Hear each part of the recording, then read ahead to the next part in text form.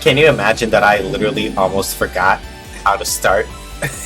I was looking at my own timer and I'm like, wait a minute. Oh, right, that's ticked over now. I should do that thing. Huh? That's a thing that I should do. But now that I have done this thing, hey Sabira.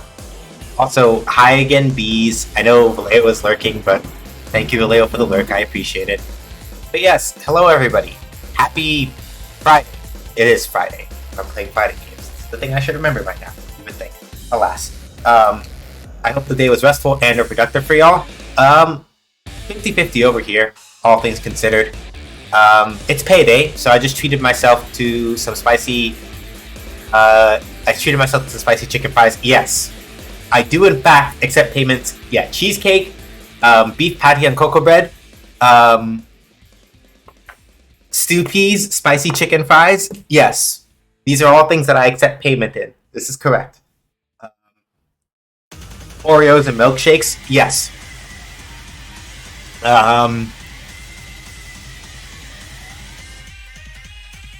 My tummy does the thing wherein it's like, there are certain things where it's like, yes, you feed me these things. Oh, it's not the kind of cheesecake and beef patties I thought you meant. Okay. Need I remind you all?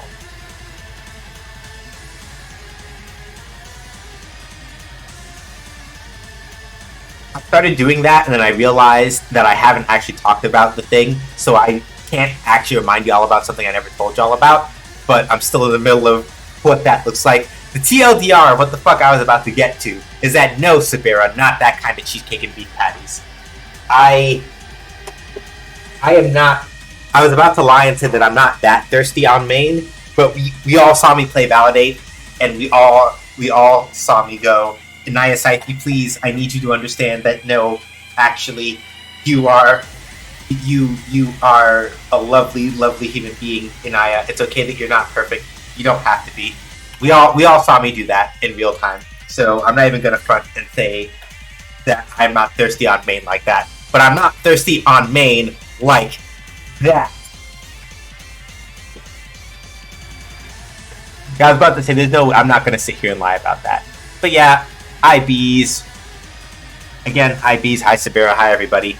Whether you're looking or chatting, I appreciate having you here. Thank you for being here. I deeply appreciate it. Yeah, I hope that everybody's day has at least been okay. And if it's not okay, I hope that now that you're here, it does become okay. I will do what I can on that front. So, announcements and things, so that I can do this before I forget, because I start getting too deep into the fighting games. So, announcements to kind of keep track of. If you are still currently in the Discord and haven't made the move over to the Gilded yet, this is not like a you have to do this thing. I'm just kind of bringing it up.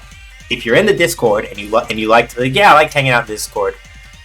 For those of you that aren't aware, I am shutting it. I am archiving it. It's not gonna like close. I'm at least kind of like shutting it down insofar as like closing off permissions for like new posts and things like that. But I'm gonna leave it probably up and at least archived, but like no new things are going to be happening over there. We're kind of migrating over to Gilded. Reasons including primarily just that like Discord keeps like fucking around, and it's like it got on my nerves enough after the last couple of things that they've been trying to do, like flirting around with NFTs before, so they got yelled at about that. Now it's like messing with machine learning bullshit. And then they got yelled at about that, and they're like, well, it's still optional, opt-in. I'm like, you know what? Let's just get ahead of this and just kind of like cut to the part where I'm like, I'm done with the bullshit. Let's be out. So yeah, thank you, Shark. Also, hi, Shark. And then Nightbot was like, double up and take more cheddar.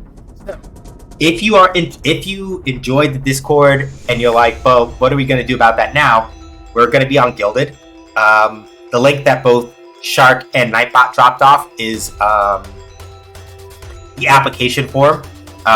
Please make sure that you read the rules that are linked in the application form very carefully, and answer the questions correctly. And then once that's done, one of us will, if you've done everything right, we'll admit your application once you're in, and then once you've made it, and then you can join us and hang out. It is not required, it is not mandatory. If you're like, listen, I don't want to fuck with Gilded like that, that's cool.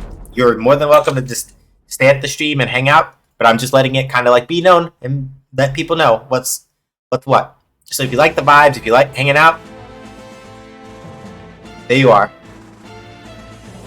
You can also, at least today, talk to Nightbot about about FGC glossary things. So if I say a word while we're playing tonight, and you're like, I don't know what the fuck a mix-up is, you can do FGC, you can do FGC glossary, put in the word mix-up, and then Nightbot will be like, okay, I got you, and spit something out for you to go check out. Or you can just go to the main page and go search some things up. Either or. Because with Fighting Fridays, for those of you that have not been here for them before, what I like to do is sort of like talk about the things that I am doing as I'm doing them. We're not playing Legend of Legai today. I need to fix that on stream. It's King of Fighters 15. In KOF 15, unfortunately, the matchmaking is a little rough, so we'll have plenty of time with me like labbing things out until I get games. We're gonna be here for like a hot minute. But, you know, one can hope that eventually, one can hope eventually that that SNK will figure out what the fuck is going on with the matchmaking and get it in a better spot. One can hope.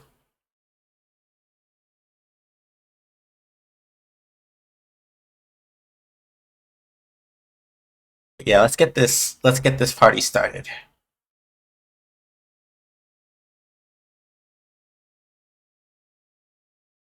Get Steam up and running, and then we are going to be about that life. So speaking of Fighting Friday, I guess we can do this other announcement thing while KOF 15 is like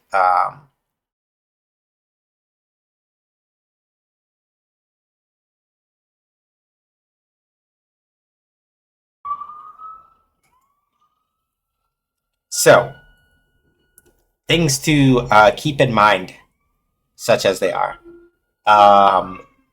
Brain, please brain correctly tonight. I would like you very much to do that. Okay, right. So, Fighting Friday. The main thing about this, for people who don't know what it is or how we work it or why it works the way that it does, is that with Fighting Friday, I usually sit down, I play a fighting game for like 3 hours. I talk a bunch of shit, usually. I try to explain most of the logic behind certain decisions I'm making in game or things of that nature. And I try to sort of like, I try to demystify. Hi. Also, Nightbot, stop fighting me. Yeah. I put him on a timer until he's just like, I'm gonna say this thing. It's like, but somebody already said it. I'm gonna say this thing. He does that.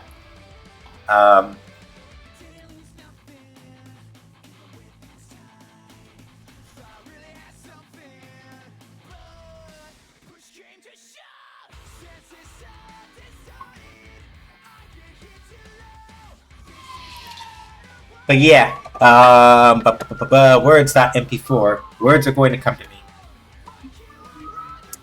Right. So with Fighting Friday, right? Aside from like the whole demystifying thing, usually what I will do on like the second to last Fighting Friday of every month is run a straw poll where we basically get to sort of like decide, hey, so what games are we going to play for Fighting Friday next month, right? Sorry, I was making rice. I've been listening, but not the keyboard to reply. Bees, don't worry about it. Listen, anybody can tell you that the number of times I've eaten food on stream is high. There have been times where I have been cooking food during somebody's stream. I completely understand. No worries. No fuss. No shame. Completely understandable. Sometimes you just gotta make rice. I feel that, really and truly. So yeah, the thing I was saying before my brain decided to shut off like 3 times in a row is that with Fighting Friday, right, the main point of Fighting Friday, aside from me talking intense amounts of shit, is also kind of like demystifying fighting games, because they have a reputation, not entirely unearned, mind you. Like, fighting games have a reputation for being, like, really hard. which is not incorrect. But people also have the impression that like all you got to do in a fighting game is mash, and all that matters are combos. And it's like no, there's more to it than that. And so with Fighting Friday, part of it is that I use it as stress relief a little bit. Part of it is for me to talk about like my process is like I will graciously, on account of like if I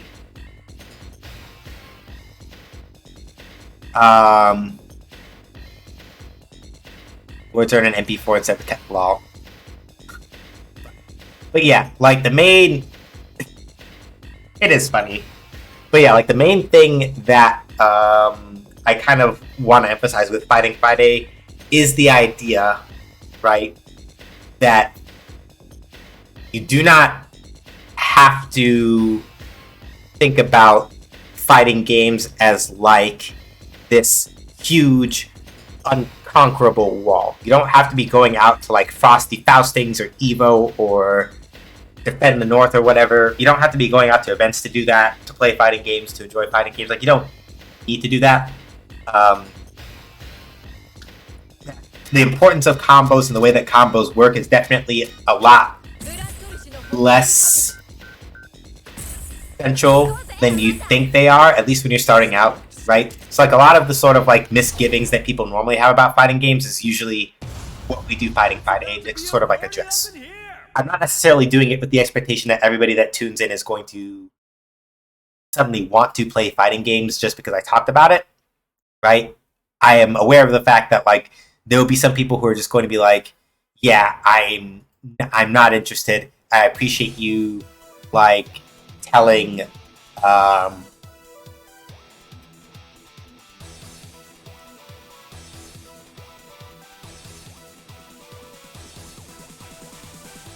yeah, like I, generally speaking, right, I appreciate by and large. Words are going to come to me when they come back to me. I keep destroying my own train of thought by looking at stuff I shouldn't be looking at. Right. The thing I'm mostly getting at is that these streams are here to let people know to stop being scared of fighting games, and also to not think about fighting games as just big giant combo machines, right?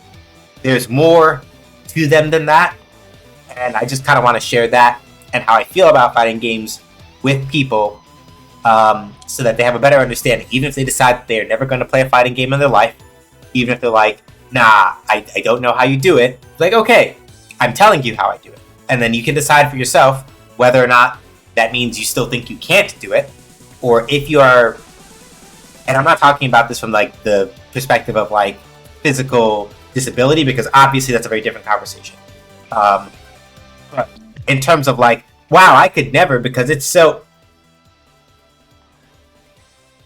I don't understand how people do this. I tell you how I do these things.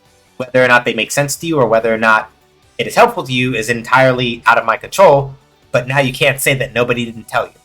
And that's kind of like the perspective I'm taking, where I would like to let people know how these things work. I'll let people know how I think about how fighting games work from both like a designer's perspective and a player's perspective, and then kind of like go from there. But that's in summary of what Fighting Friday is for. As for the actual like nuts and bolts of what we're doing, we're playing as some KOF 15. What is KOF 15? Very simply, if you are the kind of person who gets intimidated by games like Guilty Gear, where you're like, wow, characters air dash and do all these other things and they look like all kinds of wild and it's so XYZ, right? If you are afraid of games like Guilty Gear, or nervous about them, rather, or Dragon Ball Fighters or Skullgirls, yes. Correct. From 90, and they stopped doing yearly releases after the King of Fighters 2003. But yeah, we have 15 mainline KOF games. This is not counting like Neo Wave and like EX and EX2 and things like that. There are 15 mainline KOF games, correct. So yeah, the way that I like to describe the King of Fighters 15, or King of Fighters in general as a franchise, is that it's Street Fighter with slightly more committal to offense. A couple of different systems that make that work, right? So with KOF, right, the main thing to note is that unlike with modern day Street Fighter, where like your dashes only take you like a fixed distance, when you run in KOF, you actually continually run until you let go of the analog stick, right? That's the main thing to know. Another very important distinction between KOF and a lot of other fighting games, but especially Street Fighter, is the way the jump arcs work. So normally, right, you have your normal jump, your normal forward jump, your normal back jump. You can also still super jump, right? And get some height that way. But KOF does something that not a lot of other fighting games do, but some do. KOF also has the ability to do hops. So, if you just flick your control stick, right? Or if you're using like a leverless arcade stick where it's always just all buttons and you just press it, something called like a hitbox or a snapbox, right? If you just tap, right, you get a little hippity hop. And if you tap down before you hop, you get a hyper hop, which takes you at about the same height but just farther. KOF also has 4 buttons instead of Street Fighter 6. So Street Fighter has light, medium, heavy punch, light, medium, heavy kick. KOF has cut out the mediums and you only have light punch, light kick, heavy kick, right? So, with less buttons to worry about and things like that, right? You also have a thing that Street Fighter removed in Street Fighter 5 called proximity normals, where like your standing heavy button from like your 5 HP, your standing heavy punch is different for most characters when you're far away versus when you're up close, right? But all these things that are specific to KOF, along with things like being able to cancel into command normals. So like this move is forward plus light punch, sticks to LP, right? So, unlike in like Street Fighter, for example, you can cancel into your command normals pretty universally, which like lets you do more combo.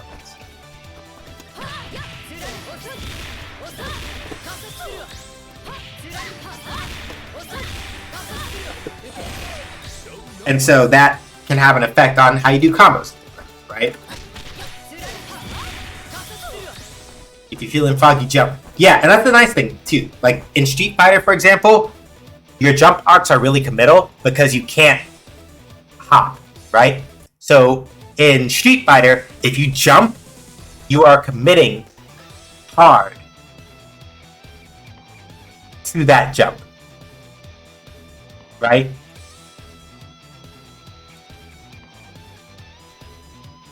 Hey, Stubby.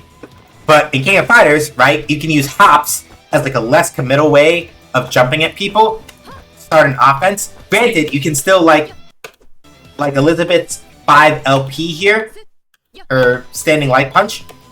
You can still use that, for example, to like check people that are trying to hop at you. So it's not like for free, but it's a nice way of like non-committal. It's like a nice non-committal way of doing certain kinds of advances and jumps and things like that Street Fighter doesn't have.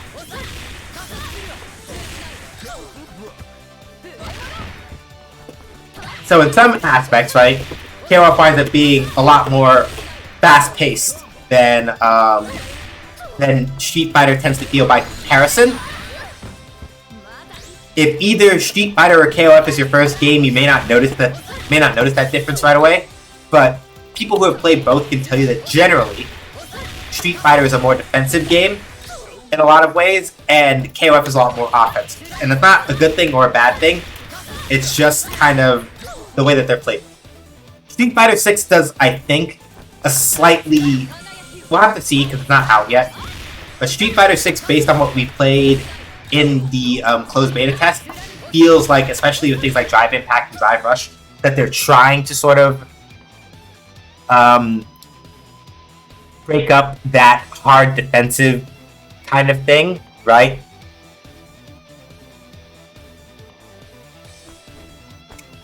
Street Fighter 6 feels like it's moving in that direction, but KOF has definitely had the more offensive flavor between the two of them for a long time. For sure. So yeah, as you can see, kind of like the main combo structure of KOF is you'll do buttons, right? Into a move. And depending on the move, sometimes you want to use like EX moves to combo afterward or things like that. But the main thing, let me not get into combos yet. Also study how you're doing. Forgot my manners there. I did say hi, I didn't ask how you're doing.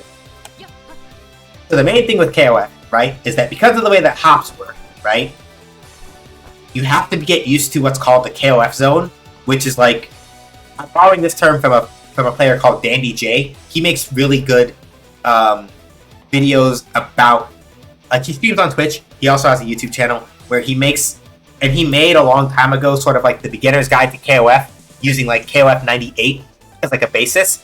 And to a certain degree, right, as old as his video is about KOF 98, it still kind of carries over to now.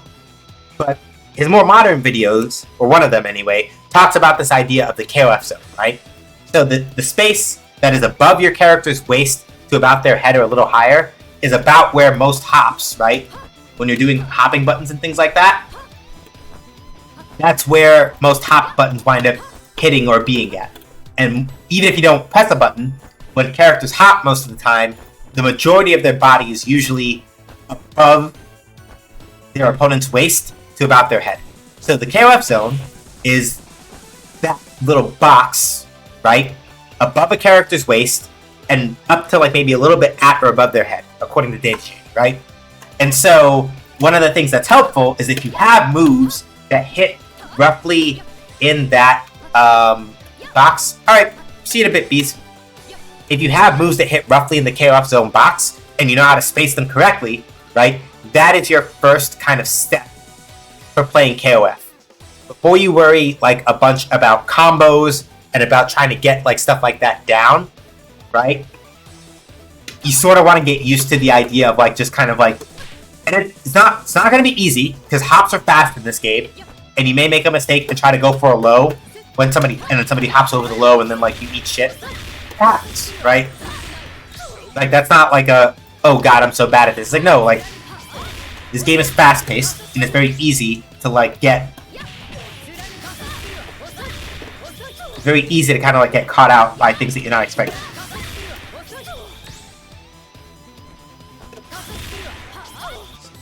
I wonder if it's. So yeah, it's very easy to get kind of like caught out by things that you weren't expecting.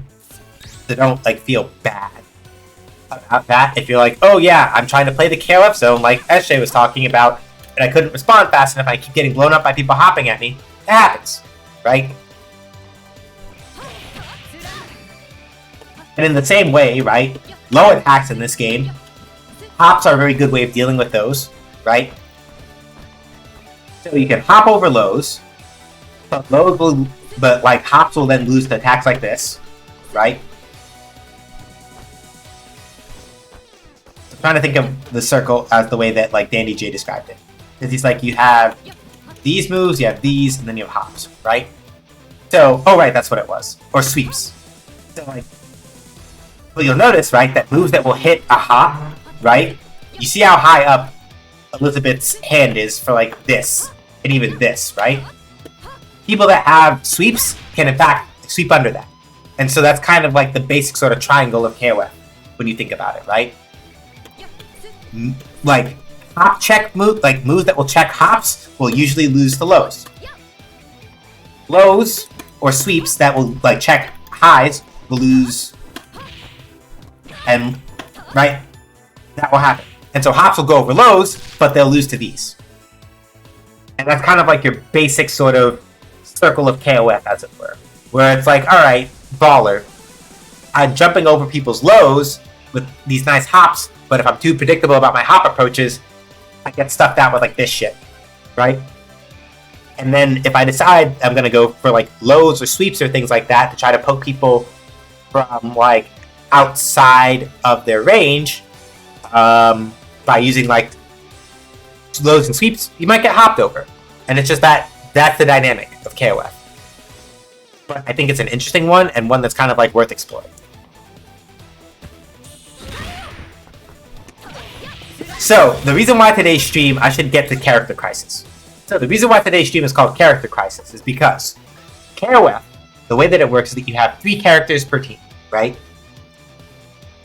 Your point character, your mid character, and your anchor character.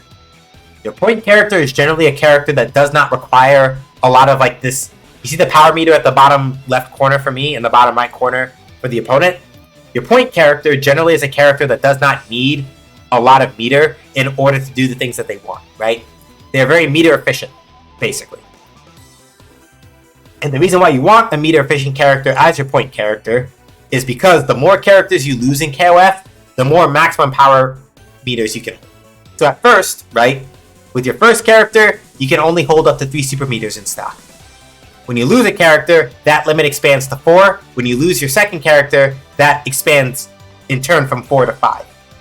So the general idea is that you want your anchor character or your last character, right?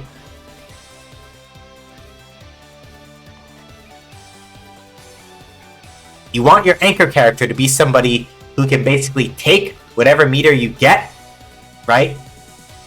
And burn all of it to make people hurt really bad. Because by the time you get to your anchor, you will ideally, not always, but ideally, you will have a full stock of 5 meters to work with. At which point it's like you put hands on somebody and they explode, right? The main problem that I'm having is that the anchor that I currently use, Darly Dagger, is one of my favorite characters in this game, but is also really fucking a pain to use as an anchor character.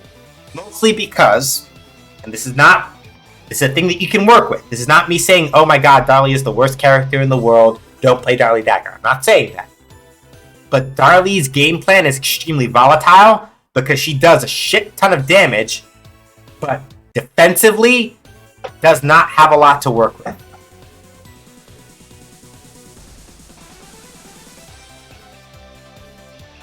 She does not have a lot to work with, and her buttons are kind of awkward. So it's one of those things where if you catch somebody sleeping and you're playing as an anchor Darly, they're going to basically eat a bunch of shit if you lay hands on them, 100%. But the problem is that means you have to be really confident in how you control space, because Darly's air buttons are really good, but her ground buttons are not that great. Playing as Darly means that you have to be willing to commit to the fact that you do not have a great defensive game. And also to a certain degree, that even though you can do a lot of damage to people, that a lot of your other stuff is like really volatile. And so, for me in particular, it's a thing where I absolutely love Darly, right?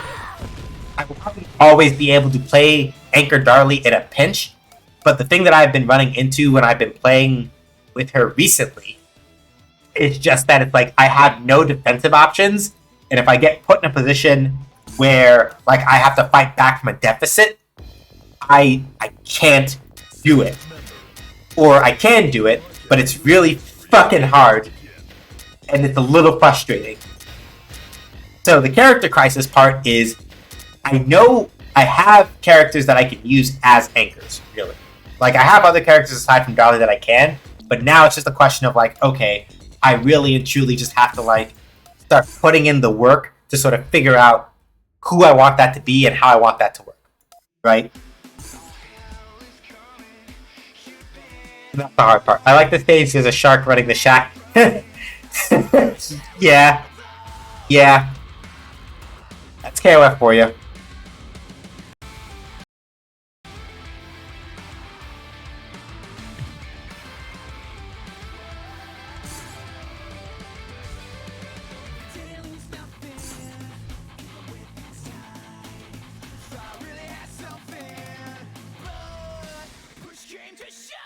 So yeah, currently, the team that I'm using right now is Point Rock, right?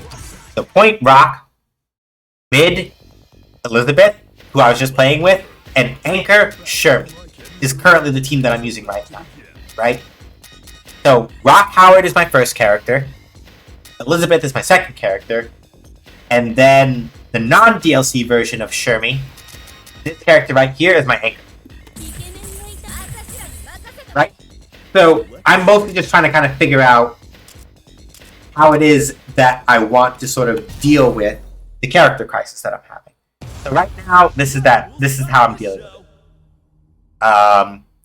There's another character that I really and truly would have liked to be able to run as anchor, but playing Leona Heidern competently is very difficult in this game, especially if you are actually trying to like use her combos and stuff.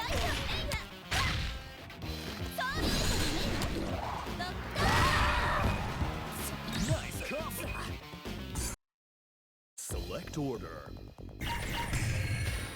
Okay, matchmaking seems to not be as ridiculous today, which is good.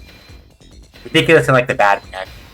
Because like basically the main issue that KOF 15 has right now, especially on PC, is that even with the number of people that are playing, like you just don't get matched with people. So it's just like you're like, hey, I want to play games, and it's like, cool. Have fun waiting for like 5 to 7 minutes for a match, sometimes, give or take. And the time that you get them repeatedly, it's usually against the same person a couple times. It's like, that's really weird.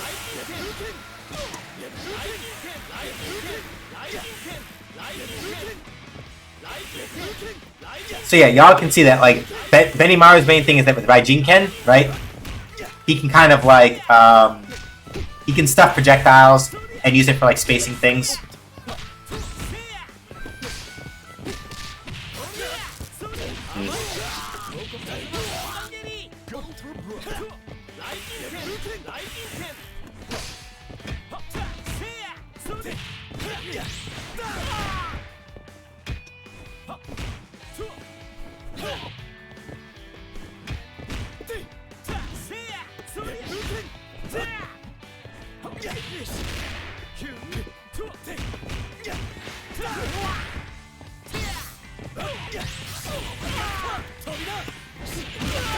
Whew!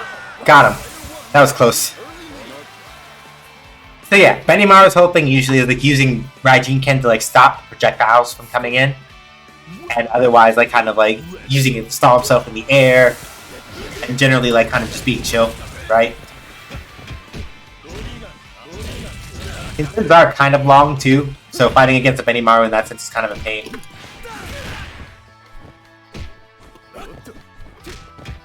I didn't really pressure super well there. Oop, I tried to jump out.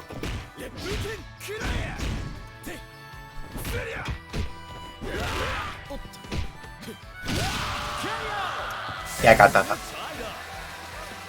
Similarly, like, Kyo doesn't have any projectiles, but he's very good at, Oh, did I do my order wrong? I put Elizabeth as my anchor character by accident. It's fine. I can make it work.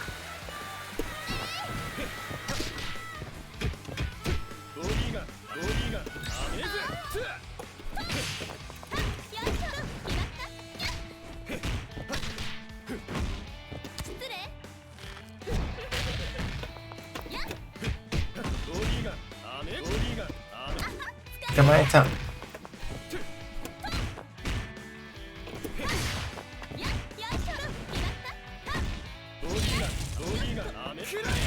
Okay.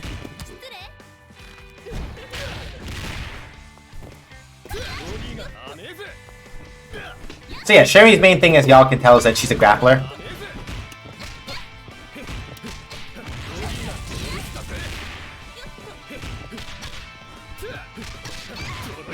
I missed that. Bop, bop. Okay. Yeah, I messed up a little bit.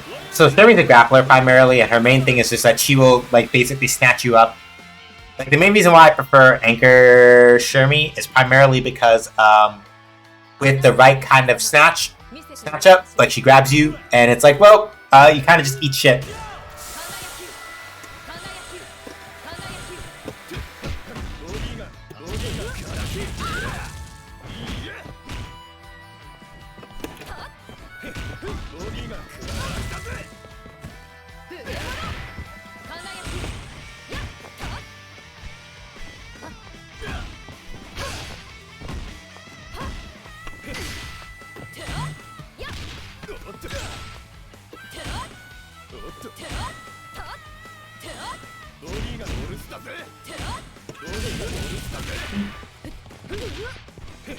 Yeah, see? Right there, Kyo hopped over my sweep, and I die now.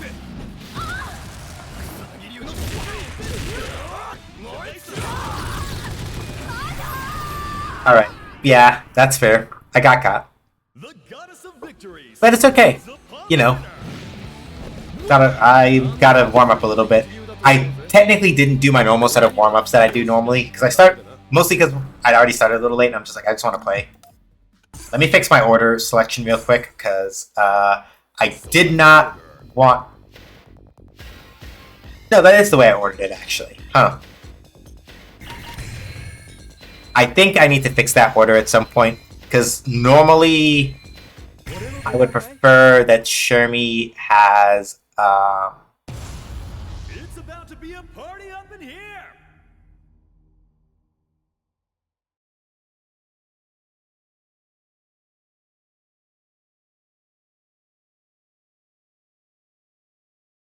Oh. We have Yeast games on sale? Uh-oh. Uh-oh, I'm in danger. I haven't actually played a Yeast game proper, but, I'm in danger. Let me focus on, like, figuring out how to deal with this Benimaru first before I start worrying about that, honestly. The main thing is that Benimaru's limbs are kind of long.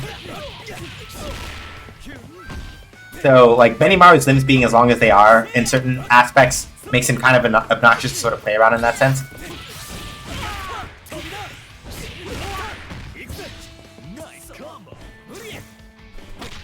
That's fair.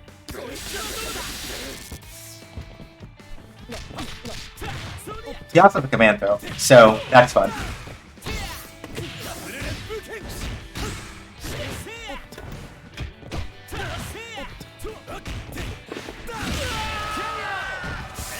I gotta be careful with that move, because I've been trying to work into my game plan. So Rock has this move, right, called Rage Run, where he does a dash at you, right? And basically one of the follow-ups to Rage Run is that thing that y'all saw, where he does the funny little dunk, right?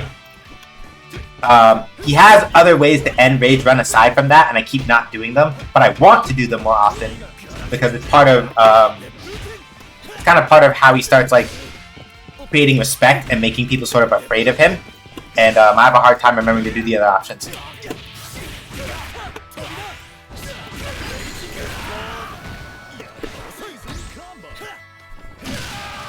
There we go. So, the thing I'm doing here, mostly against Kyo and against. I could have just blocked that. It's not unblockable when it gets charged all the way.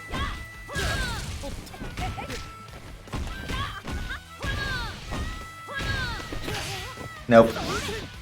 Okay, that's fair. Ah, I wasn't watching my guard crush meter.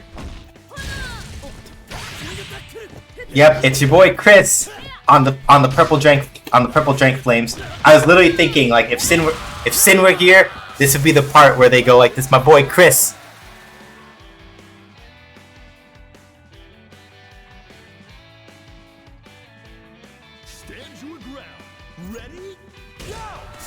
On the wrong side, but that's my boy.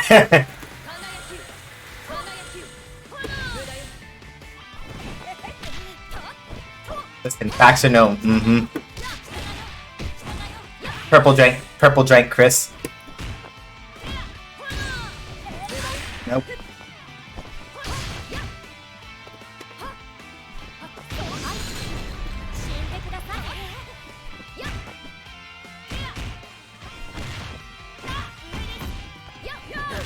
Oh. That man hit me with the Stretch Armstrong. Okay. Yeah. I'm still also. I used to be an Elizabeth player in like the King of Fighters 13, but she's very different in that. Not absurdly different, but different enough in that game that I have a hard time adjusting still. Like, for example, Elizabeth used to have a command throw. She doesn't anymore, I wish she did, but she doesn't anymore. So it's like,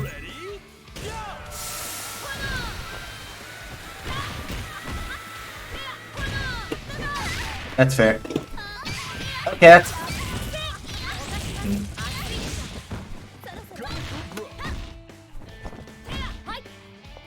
Oh, you tried to go for the command throw. That's cute. And this is why I was like, this is why I prefer Shermie on Anchor, because this man just died for one mistake. It's like Orochi Chris out here like, listen, I got the power of purple drank flames on my side, and I was like, okay, bet. Don't throw a ground button. Don't let me catch you. Do not let me catch you. And they let me catch them. So the end result is you fucked around and you found out. But yeah, this is what I mean by like picking your anchor very carefully, right? Darlie in that situation, could I have made it work with Darlie? Absolutely. Darlie could have probably even done more damage for slightly less meter. But the main problem is that Darlie's defensive options are shit. It doesn't mean that you can't or should not play as her, but it means that you have to kind of like you kind of go into that with the acknowledgement, with the awareness that like if you fuck up defensively, if you fuck up and you're on the defense as Darlie, then you're not gonna have a good time.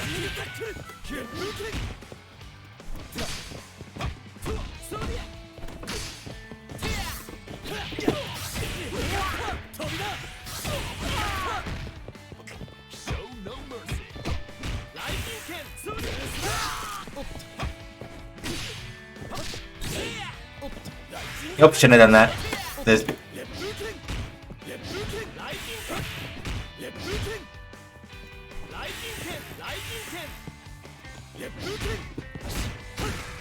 Yeah, that's not safe. I shouldn't have done that one. Because that wasn't safe. That was not safe, and I got done up for that.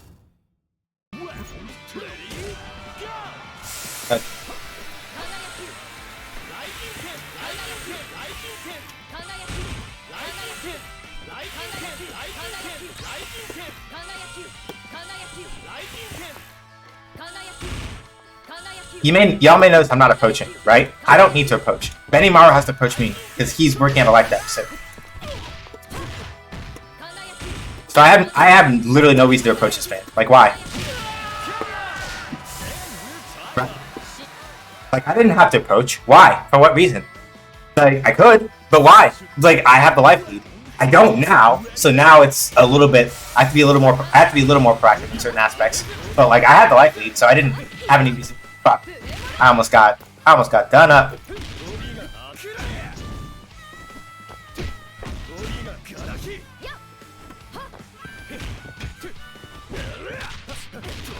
I wasn't watching my toesies.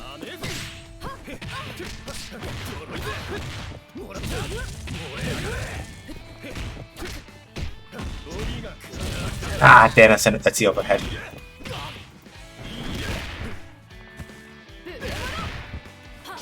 I didn't want to do that. I wanted to just throw the little fireball thingy.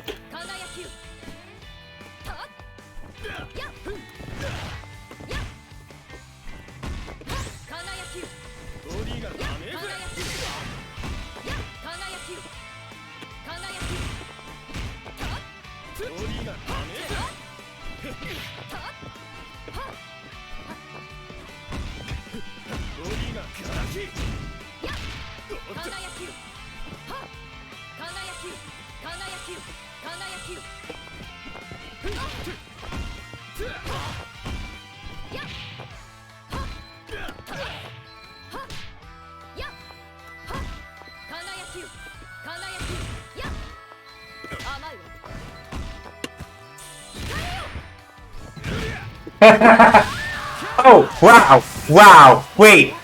Oh, the time didn't actually run out at flat 0. It's probably milliseconds left or some shit. Okay, I just gotta be easy. I do not need to rush.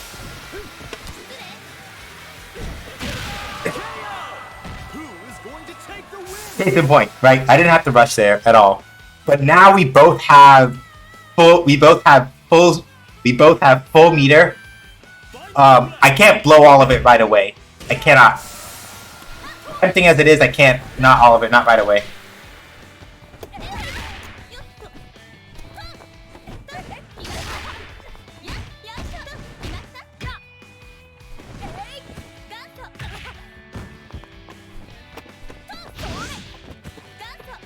Yep, nope. That's fair.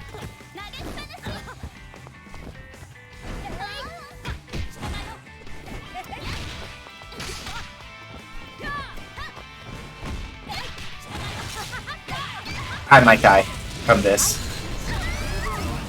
I might die. I might be dead. We have to see.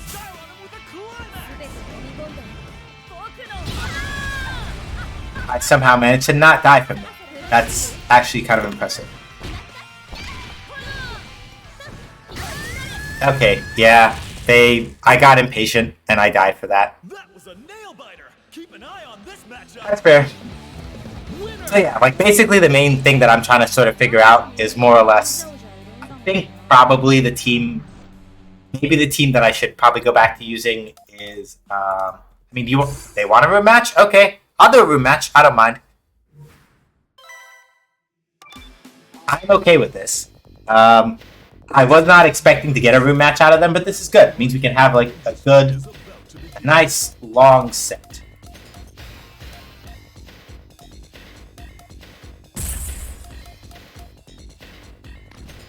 Okay, I'm gonna try it. We're gonna do rock. We're gonna do rock. Hang on. We're gonna do rock. Purple Drank Shermie.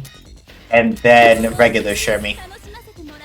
You know what? That's it. Whenever we're talking about the Orochi versions of characters, I'm just gonna call them Purple Drank. Because either the only person that doesn't have any purple and it doesn't work for is Orochi Yashiro, but it's still funny. Select stage. So yeah, I'm gonna use rock, purple Drank Shermie, and then regular Shermie.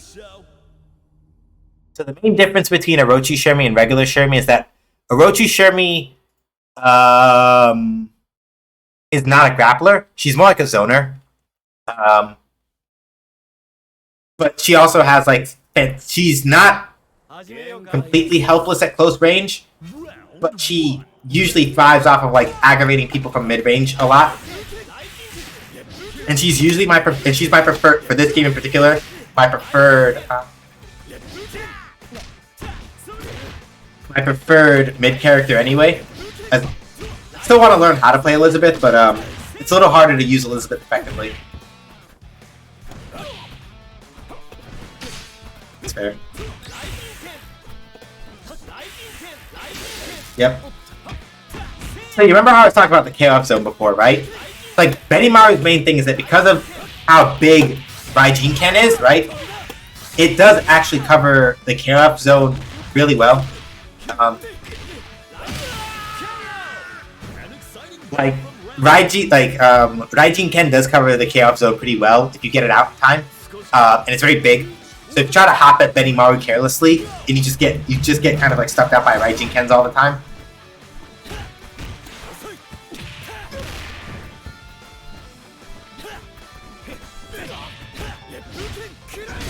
That's fair.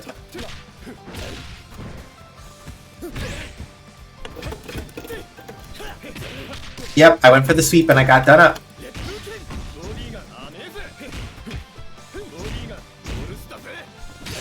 Yeah, you notice how Kyo is using that Bodiga, right? That light swing to kind of like push me back out of range.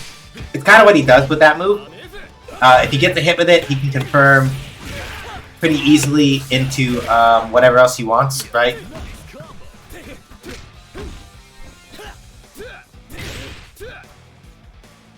So it's one of those things where like he'll use it as like kind of like an honesty check. He'll throw it in like after certain strings and things like that to kind of just make sure that you just check you if you're gonna press something. If you think, oh yeah, he pressed the button, I'm gonna swing on him, he'll hit you with the button. He'll hit you with the bodega, and then it's like, okay, well, shit. That's his thing, right?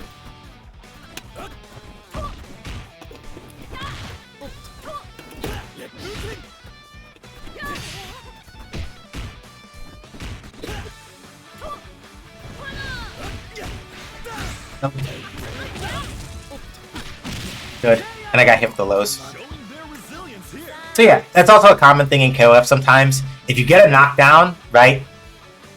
If you get a knockdown on somebody and you're able to kind of like run up on them, yep, always with the toesies. So, right, this is what I meant by like Orochi Shirmi is primarily a zoner.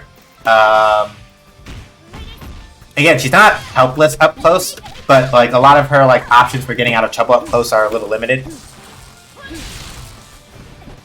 But when it comes to like space control, though, she can hang with the best of them.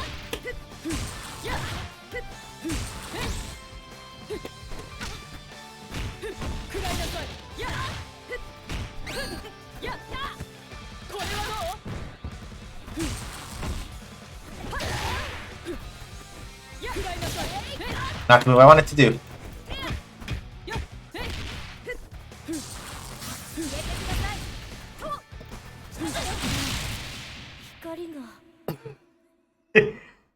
What a great fight! So yeah. Mad respect to the winner. When I say that Orochi Shirmi, for example, is a zoning character, this is the kind of thing that I mean, right? If she gets a knockdown on you, right, and she gets to put out the kiss ball, then it's like, well, okay, gotta respect around that.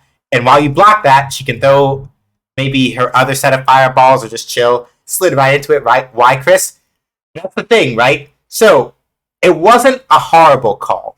If you time it correctly, you can in fact slide under kiss, because it's not at ground level. But the problem is that the Chris didn't time, like they didn't time it correctly. So it's one of those things where it's like, well, you stood up and the ball was still active, so you can eat shit, I guess. Is kind of what happened.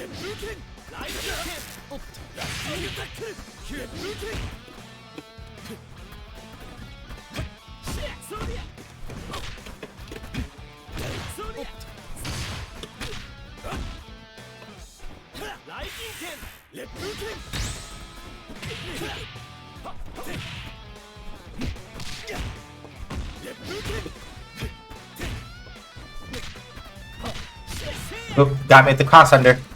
Got me at the cross up. Very good. Twice. I shouldn't have done that. You. Ando Sanangeri. Yeah, again, like, notice how big fucking Raijin Ken is, right? So with as big as Raijin Ken is, it's one of those things where, like, if a Benimaru is on top of it, aside from the other buttons that he has that can hit the KF zone, like, a Benimaru will just, like, do Raijin Ken shit and, like, just kind of, like, shit on you all day at that juncture.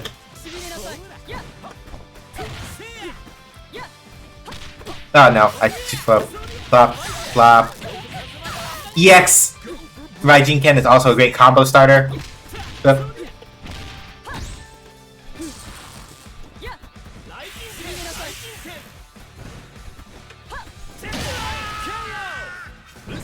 We gotta see. I may not be able to pull this off.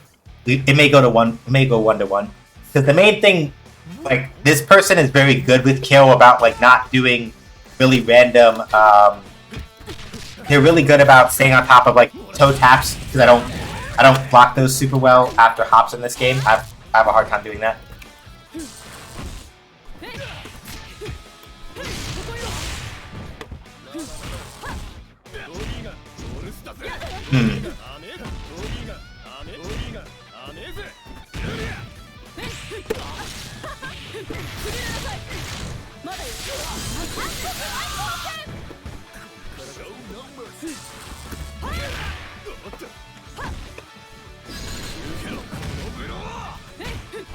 I fucked up the punish because I wasn't expecting to block that hit.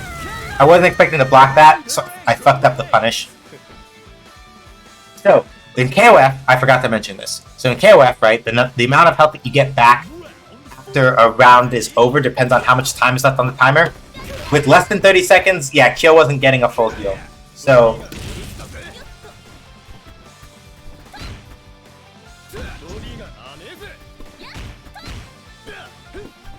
Again, I don't need to rush. I just need to, like... I need to defend relatively well and not, like, fuck around and try to, like, rush and force an interaction.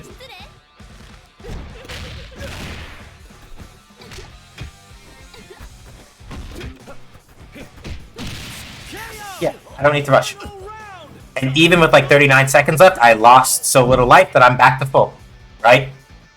So now, with Orochi Chris, I need to just not be reckless, because if I fuck up and I get toe tapped with as much meter as Orochi Chris has, I'm gonna eat a good 60% of my fucking life bar. So I just need to like watch my head after I get jumped in on and things like that. Or watch my toes rather. Because I don't think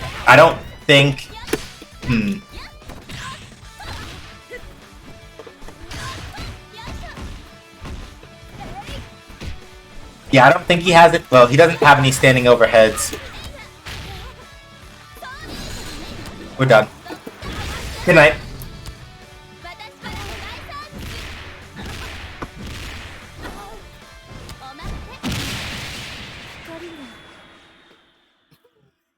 All eyes are on the winner of that fierce fight. Winner! And that's why, like, Shermie as an anchor is literally just a fucking monster. Anchor Shermie, and this is the thing, like, you don't have to use Shermie explicitly only as an anchor. You do not. That is not a thing you have to do at all if you don't want to. He works pretty well not as an anchor as well, but like anchor Shermie basically just has the same kinds of like lol Lamau I fucking shat on you kind of energy as Darlie does, but her buttons are a bit better. The main compensation is that her damage isn't as outrageous as Darlie, but like Darlie pays for that by having really, really shitty defensive options. Shermies aren't bad, but they are less risky than Darlie. Because like Darlie has an anti-air that she can use, and it's not bad by any means. But it's also like the angle on it is very I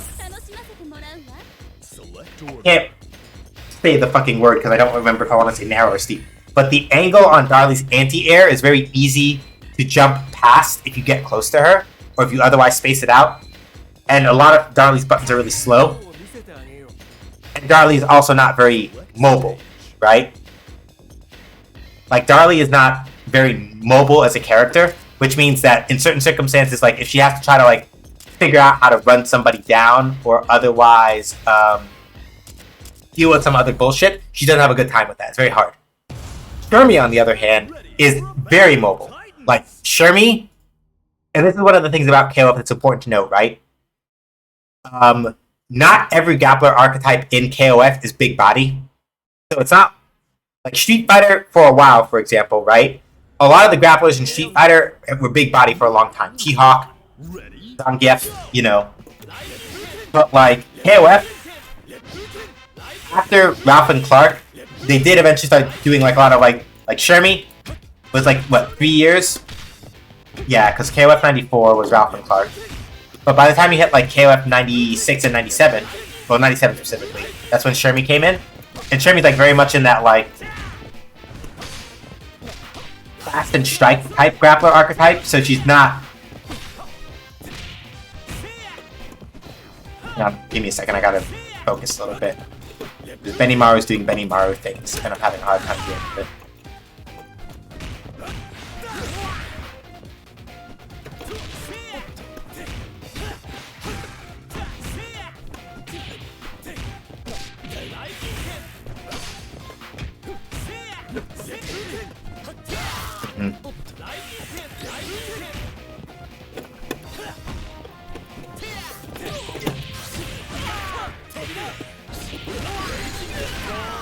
Oh, I didn't. I was looking at the wrong meter. It's fine. So, you're dead. So, this is not ideal.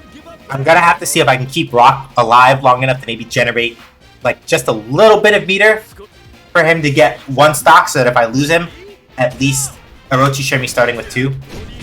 Oh! I'm dead. Because he Kyo crouched right out of my range and was just like, alright, DP if you want to, and I did. Stand your ground. Ready. I died for it.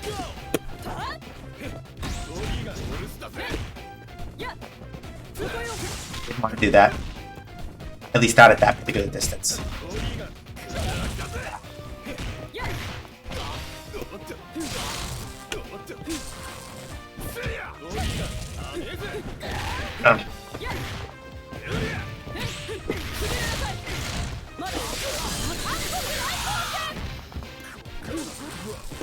Ah, wrong distance.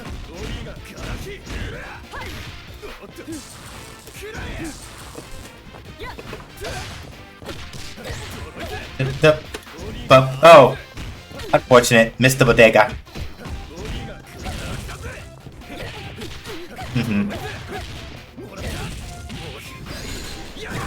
So yeah, that was cute. You were gonna do that again, weren't you? You thought I wasn't gonna press the button. That was adorable.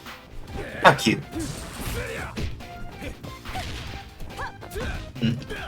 Hey, get me here though. Nope. Still not ideal. I have enough to maybe take. No, I'll die. Like, if I get hit by a combo, I die pretty much. So I just gotta see if I can maybe get 3.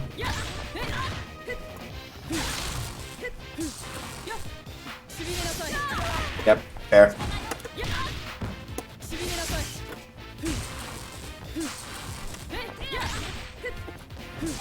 Yeah. So it goes. But now I'm at like I'm at 4.5 meter. I didn't burn a lot of time on the clock, but Orochi Chris is coming in at like a slight light deficit. So if I pay attention and don't get my toes fucking done up, then I'm fine.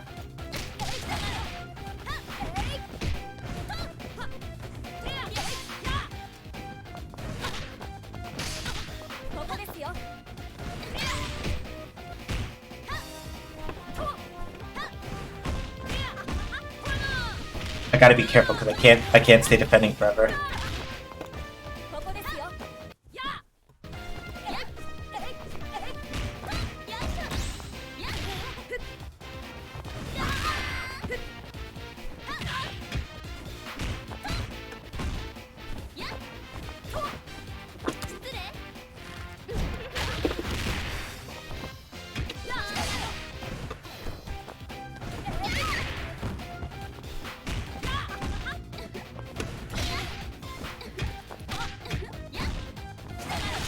Ah, no, I'm dead. I'm dead. I'm dead. I'm dead. I'm dead. I'm dead.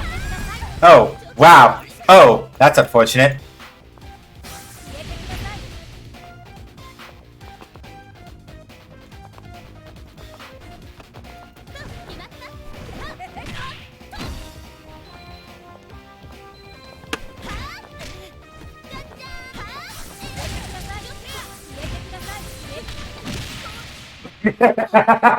Wow. Realistically, when Chris got that, so there's a thing that you can do in this game, and you've seen me do it, you saw the Chris do it.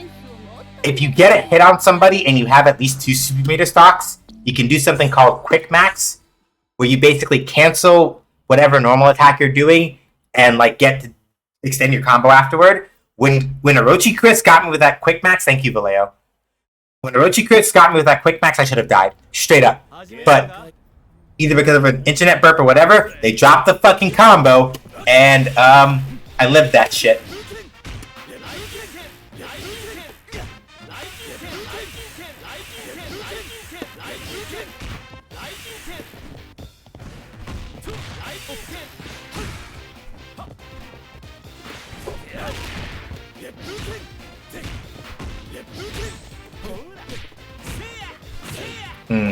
Fair.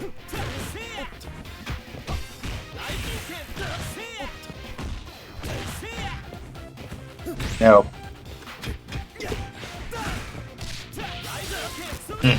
Bop. Bop, bop, bop.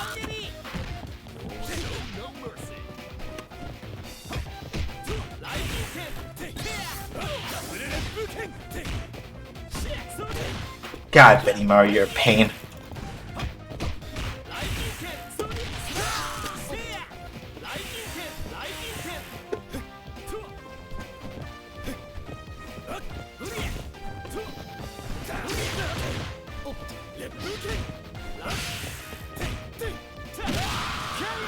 Yeah, Benimaru's a pain. Because, like, again, right? Raijin Ken lets him kind of, like, not... lets him, like, stuff out projectile wars, so you don't... he doesn't have to engage like that. He has relatively long limbs.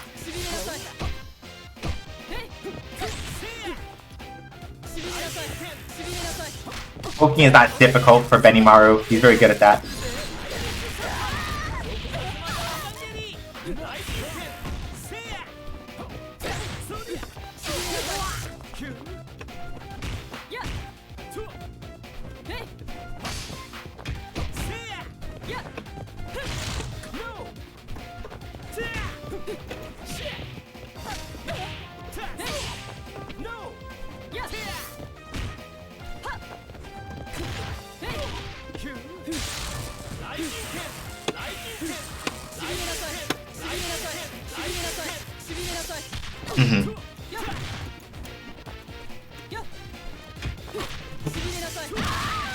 Yeah.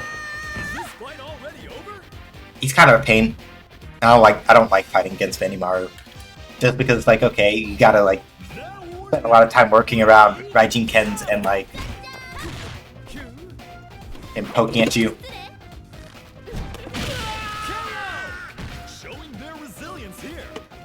We'll see. I have to be careful about how much meter I spend. Shermie will be fine as far as like meter generation goes, but I have to be careful about how much I spend because I don't want to go into the fight with Orochi Chris if I can make it that far. I don't want to go into that with like not that much meter. That would not be ideal.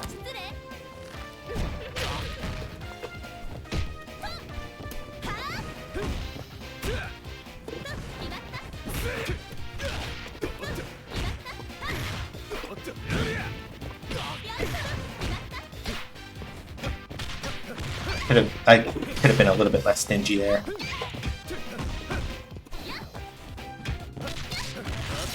I'm dead. Or... They could have gone for maybe...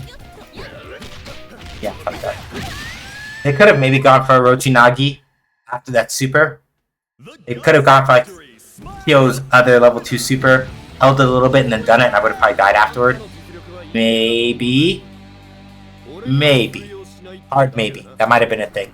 That he could have used to like clinch that out without having to worry about it. But like, hard to say if that would have hit or not. Because I don't know Kyo like that to be sure. I might be able to turn this around. But we have to see.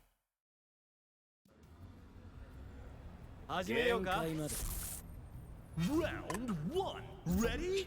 Go!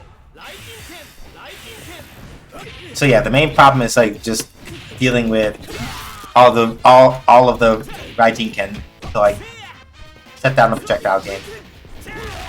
And also like just that. Like again, Benimaru has like relatively long limbs.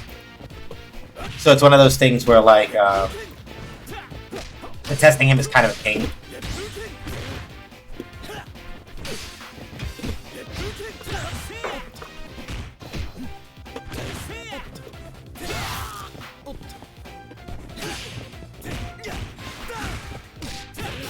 I should have started with that. I should have done something else.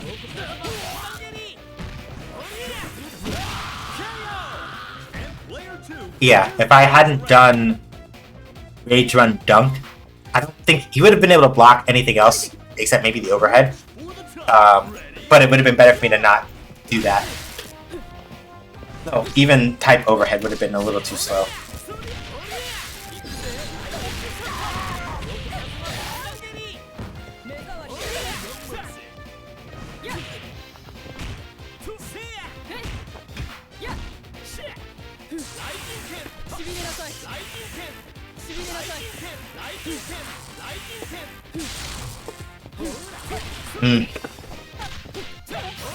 I'm dead. Oh, I almost was anyway.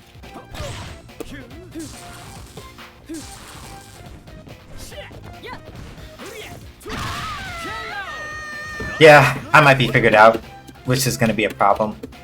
Not the end of the world, but getting a reverse OCB in this situation. Ready?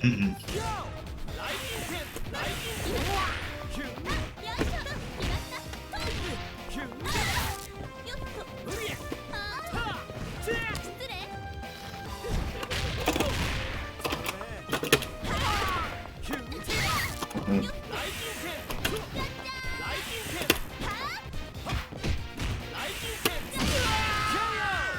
Will we see a comeback? Not 100% sure. Maybe. But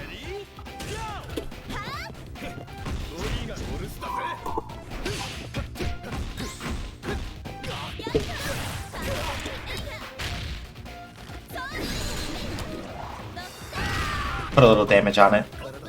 Stress him out a little bit.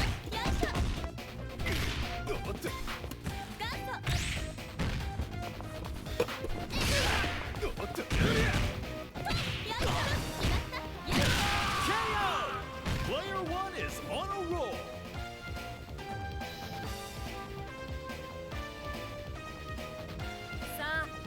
Final round.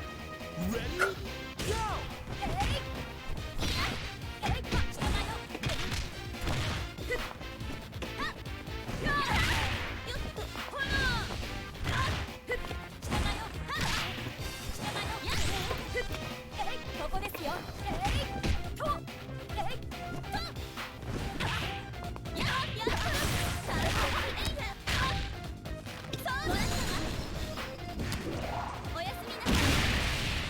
What the fuck? I actually did it. What?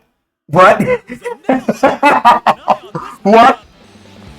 I can't believe it. I actually managed to fucking get a reverse OCV. I can't believe that shit. I will dock that everybody stretch for after we take our break. Unless... Oh wow. Yeah. Okay. They were just like, nah. I got hit by the reverse OCV? No, I'm out. Okay, we can do an everybody stretch for that. Damn. So to be clear, right? So an OCV is what we call a one character victory, right? So in KOF or any other team game, right? If you basically, well, KOF in specific. Thank you, Vallejo. So with KOF specifically, right? Or other games where you have to kind of like cycle between characters. If you are able to beat all your opponent's characters with one character, that's an OCV, a one character victory, right? What y'all just saw was a reverse OCV, where I was down to my last character and ran that shit back through Benimaru and Kyo and Orochi Chris with just Shermie. I don't know how the fuck I did that, but we did it. Okay, so when everybody stretch, to be clear about what that is, means everybody, so y'all at home too, are gonna stretch along with me. Now, rule number 0 of an everybody stretch. Listen to me very carefully. Y'all know your bodies better than I know yours. So if I am doing a stretch and it goes from like, ooh, I can feel this a little bit to, geez, fuck, right? If you start feeling, right, like, oh god, this shit hurts, stop. That said, hands, because that's what I've been using mostly. So, here's how we're gonna do this. Close your hands into fists, not like tight, you don't have to like clench. Just close your hands into fists or leave them a little bit open. Either way, we're gonna do hand circles. So you're gonna take your hands, bend them inward to your body and then out. Well, and if your hands are open, you can let your fingers flex. 1, 2, 3, 4, 5, 6, 7, 8, 9, 10. Now, you're going to take your hands again now, right? And you're going to do circles in the opposite direction.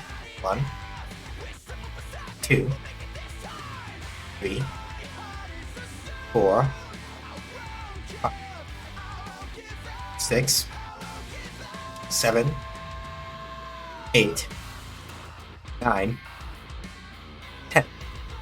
So, do that. Shake your hands out a little bit. You don't have to shake super hard. Again, if it hurts in a way that is not in line with what I'm describing to you, stop. Shake them out a little bit. Now, we're going to do a set of artisty stretches that I picked up from the internet at one point. Very useful for your hands also. So you're going to take your left hand, do like, you're going like stop. You're going to take your other hand and you're going to put your fingers like this and you're pulling back like that's the top of your left. Don't push. Don't push super hard, but push back a little bit.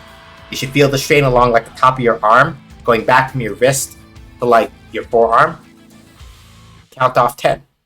1, 2, 3, 4, 5, 6, 7, 8, 9, 10. You're going to slowly stop pressing on your hand. You're going to make it do the stop sign thing again, but this time upside down, right? You're going to put your other hand here, and you're going to push again and count off 10. The strain should be along the upper part of your forearm going back to the crook of your elbow. But this time it should be like the underside of your arm. 1, 2, 3, 4, 5, 6, 7, 8, 9, 10. Release slowly. Take it off if you need to.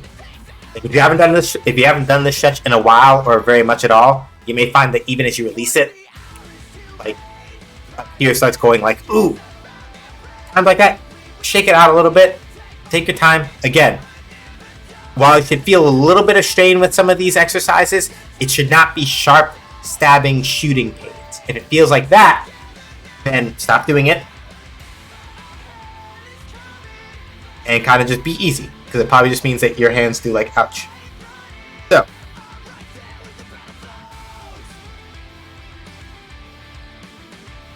take your right hand now, left hand here, pull back a little bit, and count off 10. 1, 2, 3, 4, 5, 6, 7, 8, 9, 10.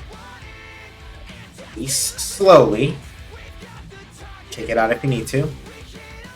Put your hand over. Use your left again to push back your right a little bit like this.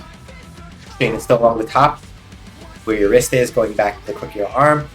1, 2, 3, 4, 5, 6, 7, 8, 9, 10. And at 10, a little bit. Out there. Shake out your hands, shake out your arms. And that's that.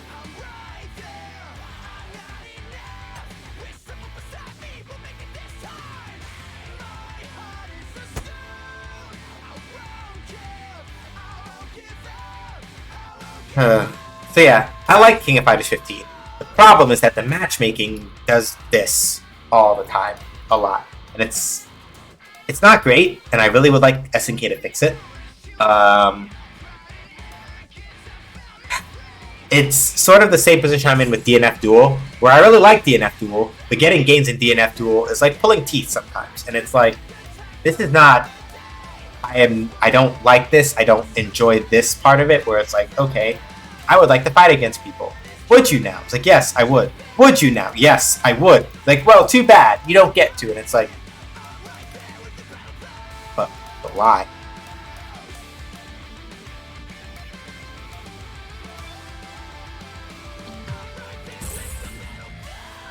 A grape flavored rock.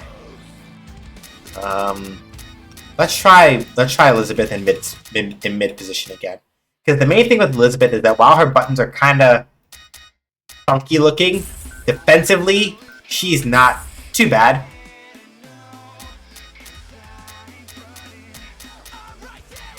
Then normal flavored Shermie. I'm gonna run with this team and see what I can get done.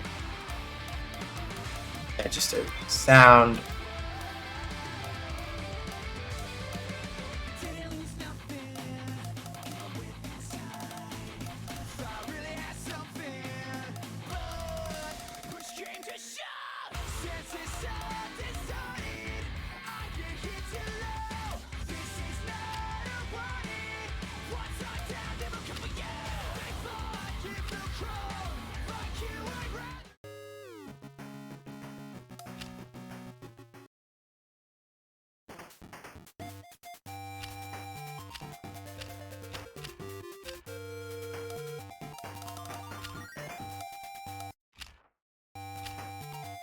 I'm trying to find a good song to play for the stage music.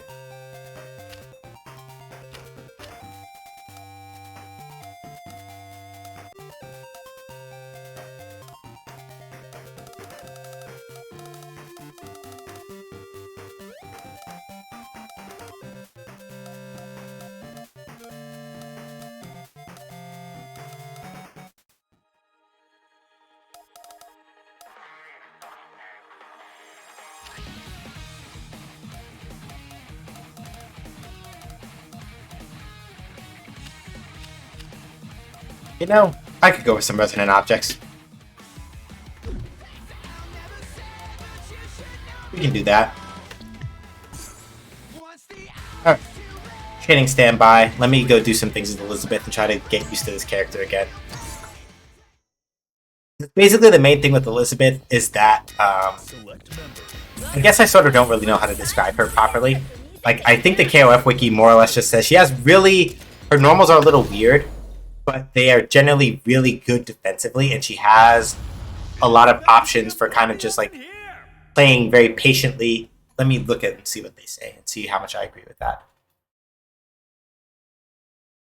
What's her name?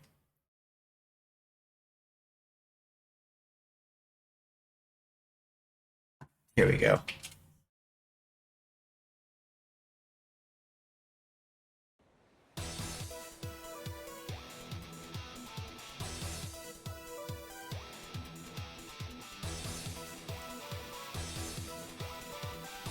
Yeah, that's basically what it is. Like, right? Like Elizabeth, that's what it is. I was trying to remember.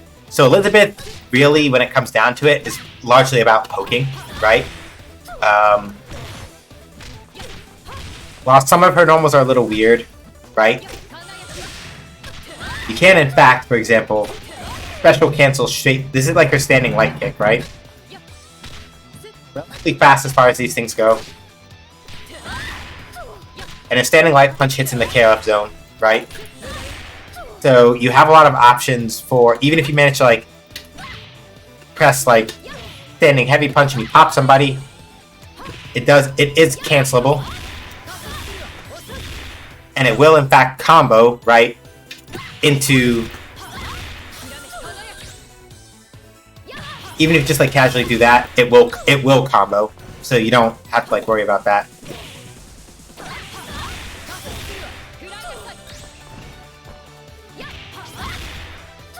So even from just like little pokey-poke things like that, you can just do like pop, pop, pop, hang on. Pop, pop, pop. If I can do it correctly. Pop, pop, pop, pop. Right? You can hit somebody with like this. And then you have that, right?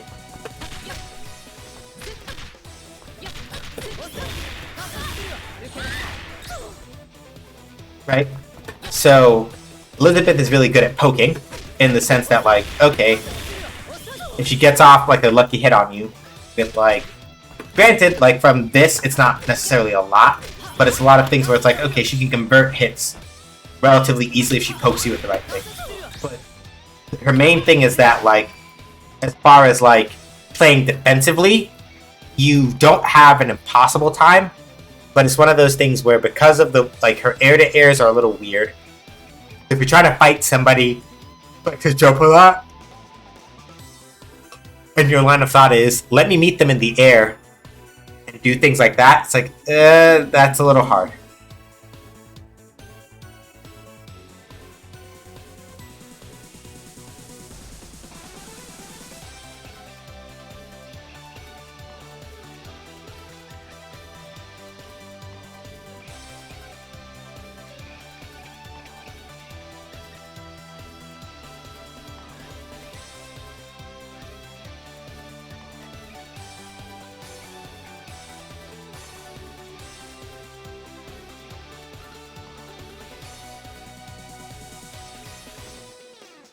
So yeah, now here's the part, again, unfortunately, where like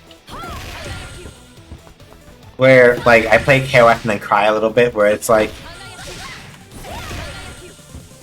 I would like matches, please, and like I'm not allowed to have matches.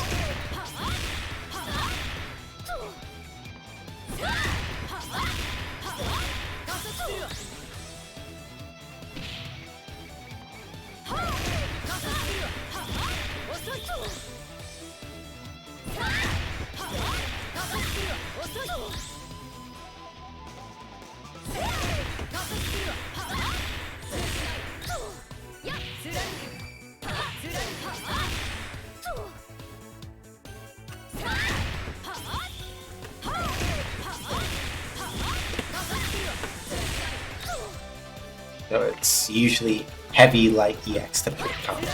Heavy, light, EX. So, right? Even in situations where it's like, okay, I only got like that, right? Again, right? Like this, like for the most part, right? This is buttons like right as far as like the KOF zone goes. Very useful.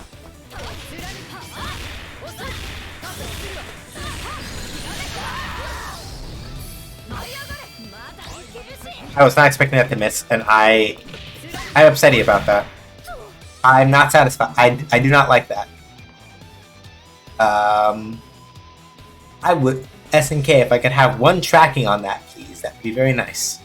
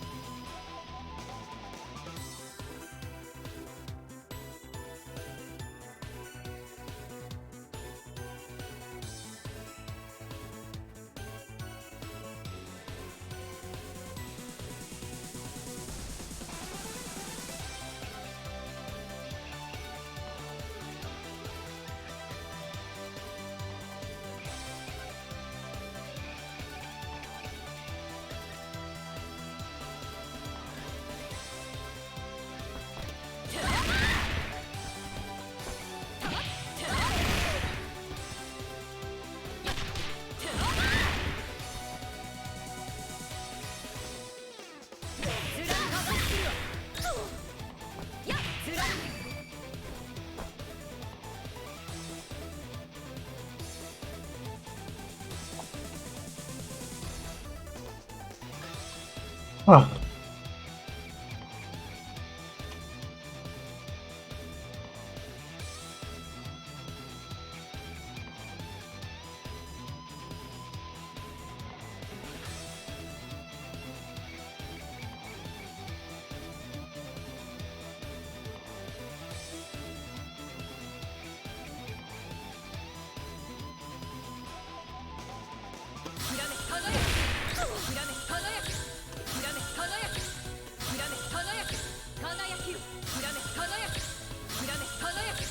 Oh wow, that's the thing I learned.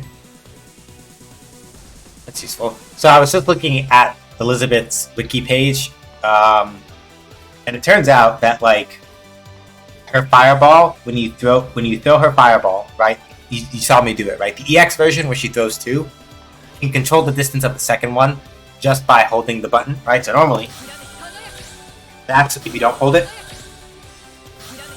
You hold it, and the second one goes over there. You can also hold backward, and the second one winds up in basically the same spot as the original one did.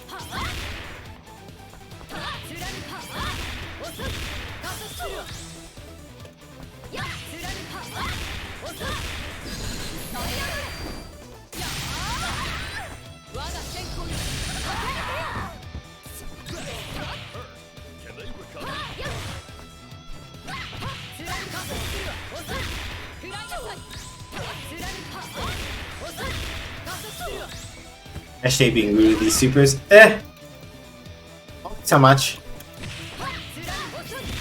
Mostly I'm just trying to get used to, like right now, even though it's like mostly combo practice stuff that I'm doing, I'm just trying to get used to like,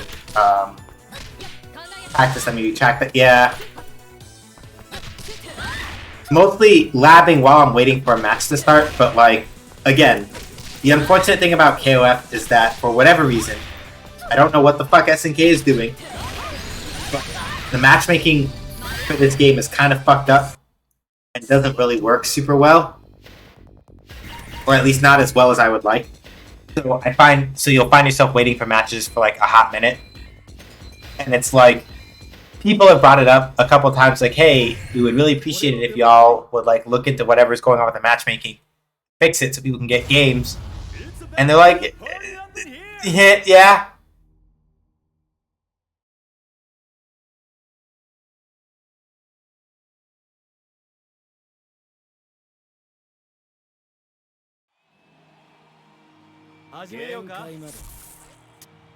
Round one. Ready?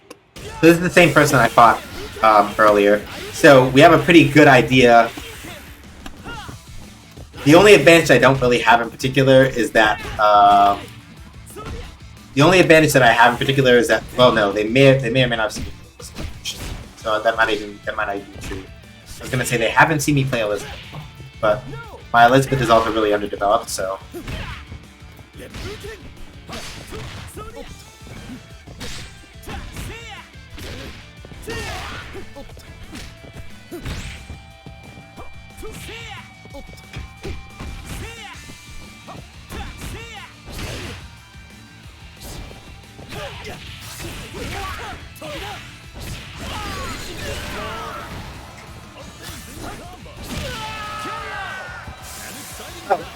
I don't know what Benimaru did, but it wasn't fast enough to beat the starter of my command throw, so he died.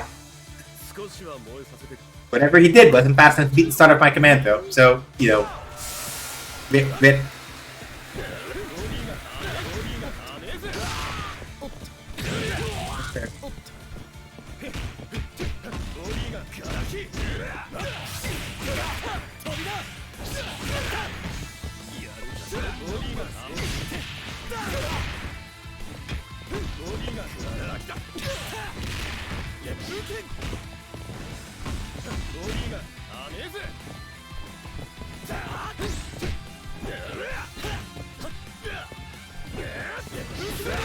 I deserve that. Good. So what Kyo did there, right? Rather than risk either getting hit by whatever, he was just like, I'm just gonna roll. And rolled right through my wake up DP, and thus I ate shit.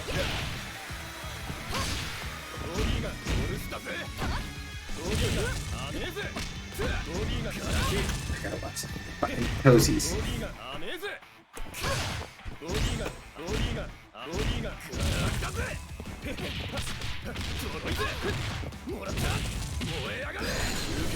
Bro.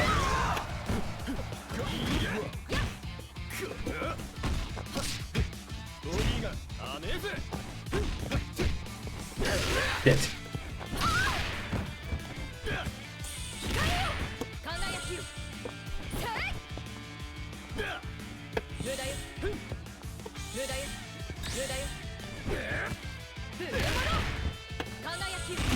There we go.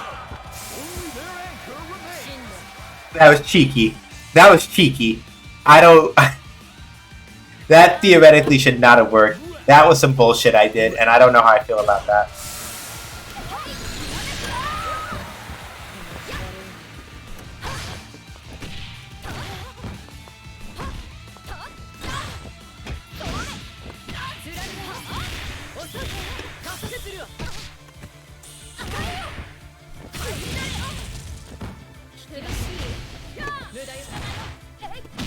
That's fair. However, I am coming in with basically literally as much meter as this Chris has, and they are at sub 50. If I hit them with the right combo, they pretty much just eat shit, and that's kind of just what it is. So, I'm not super worried.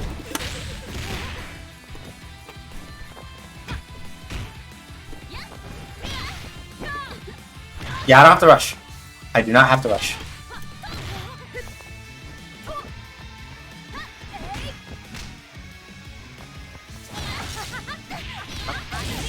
whatever they do, I'm gonna live. Like, this is not gonna kill me. It's gonna come close, but it's not gonna kill me. So I still have the advantage, and I do not need to panic. I just need to watch what they're doing. Basically, I touch them with one thing and they die. But I just have to try not to like contest. I just have to try not to contest the stretch Armstrong buttons with anything careless.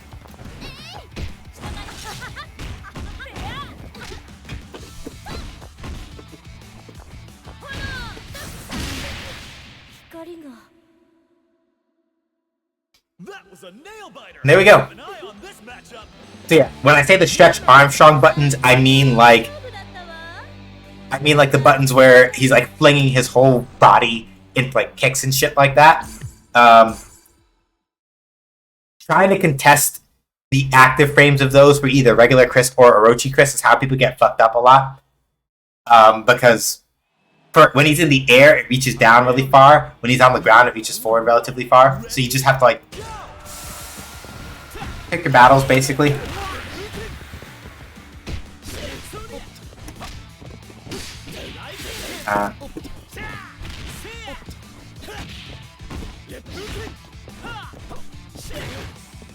Nope, shouldn't have done that.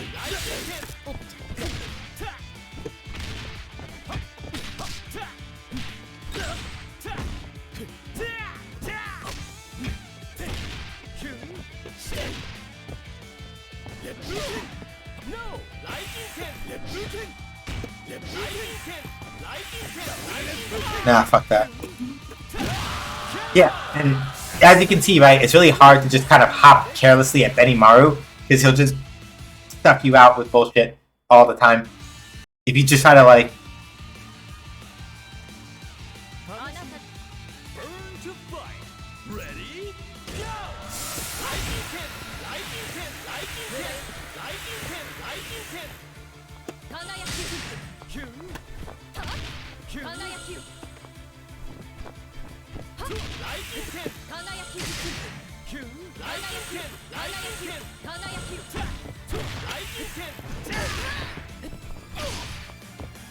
Yeah, that's why, like, Elizabeth can't air to air.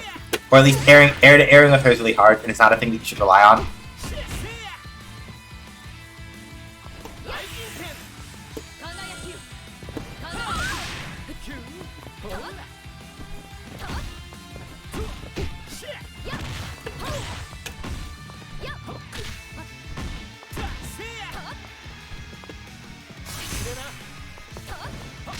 Ah, well, I got hit by the cross-up.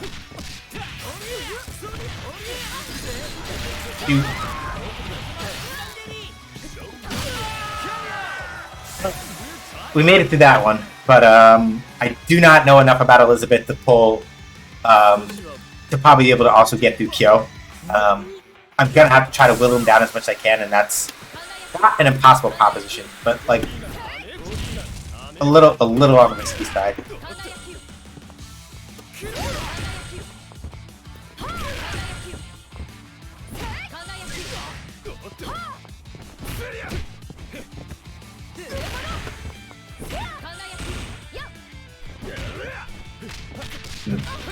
First sweep there, and I got blown up by a hop. You saw it, right? Like, I did that really long-looking slow kick is Elizabeth's sweep. I tried it, it got hopped over, and I died. And that's the part that, unfortunately, I'm still developing kind of like a force sense for in this game, where it's like, when is it a good idea to, like,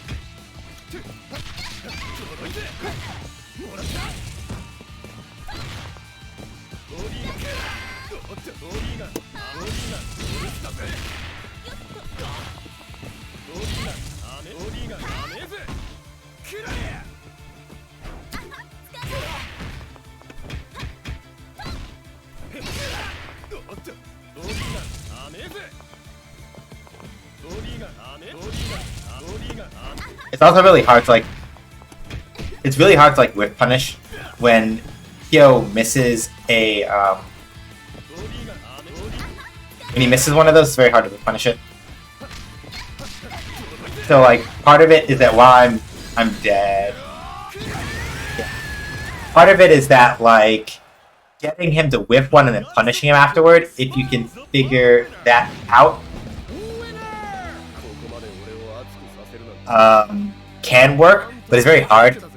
Especially because depending on, I think even if he doesn't actually hit you with the first hit of it, he can still cancel into the follow-ups. So it's one of those things where it's like, all right, you're going to try to call him out on that. It's like, lol, no, you got hit, and you have to hold that. And it may be aggravating. You might be like, no, I didn't want, why? It's like, well, you pressed the fucking button and you got done up. Huh.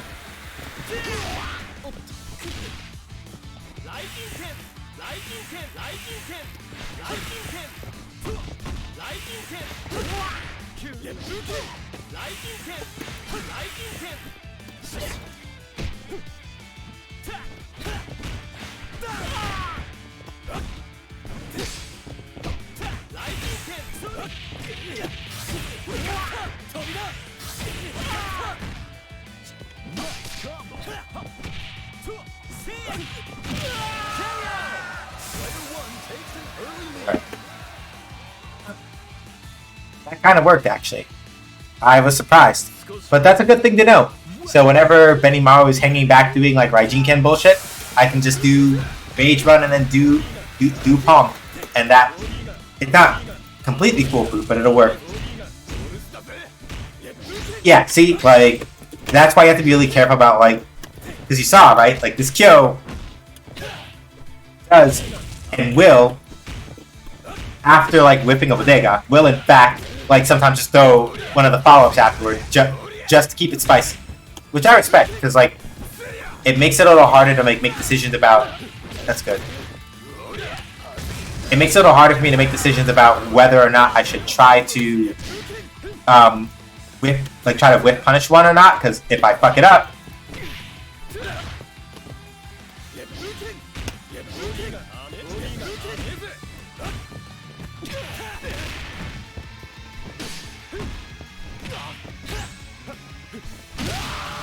That's fine. Because note, we're under 30 seconds. We're under 30 seconds, right? And yeah, still gotta come in like this.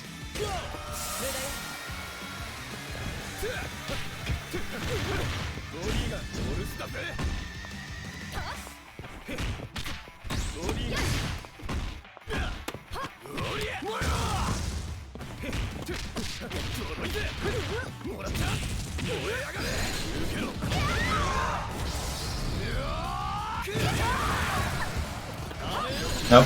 Why'd you do that? I respect it, but at the same time, you shouldn't have done that.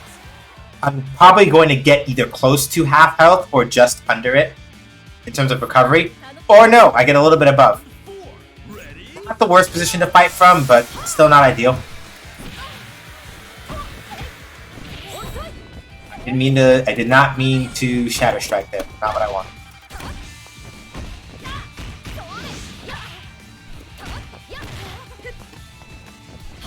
Forgot the character I was using and fucked up the punch.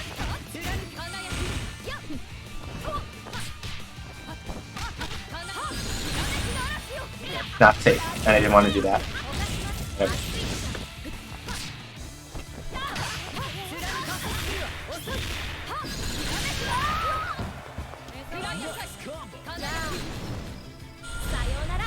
Ah! You thought I was gonna You thought I was approaching, huh? Oh! He tried to stretch Armstrong me. He tried it. He tried to stretch Armstrong me, and the answer was, I'm going to anti-air you. What was that, Christopher? They really and truly thought that they were going to stretch Armstrong my ass. Okay. But no, like, really and truly, they really went to stretch... Tried to stretch Armstrong and got the stretch arm wrong. Yeah.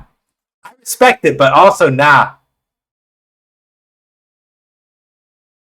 Because if y'all remember that really weird look, that really long-looking downward kick that I've been getting hit by against that person for a while. Are you okay? I'm fine. Ain't nothing but a thing for me. I'm good. Oh. Fair. Vallejo, you did not. That's fucking rude, Vallejo. No. No.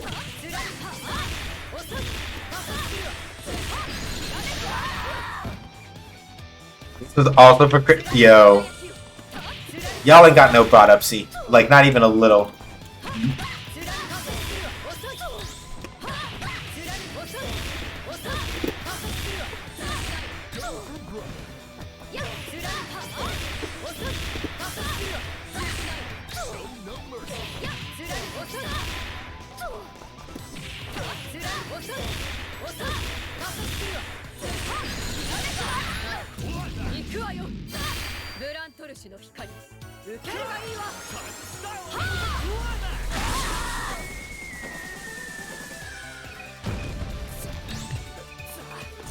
Oh, hey, it's somebody new. Uh-oh. It's grape flavored. It's grape flavored Yashiro. I actually hate. I don't like fighting against Orochi Yashiro. I'm gonna be a salty Sal for a second and just be straight up. I'll be straight up. I'm gonna be straight up. So regular Yashiro is like a power attacker. Very straightforward, but does a lot of damage. Orochi Yashiro is a fucking grappler.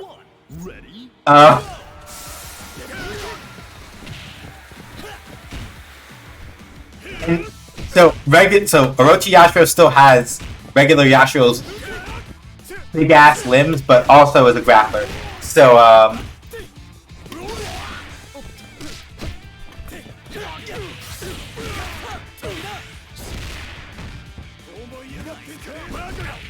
too long. I was gonna try to do something cheeky and I fucked it up.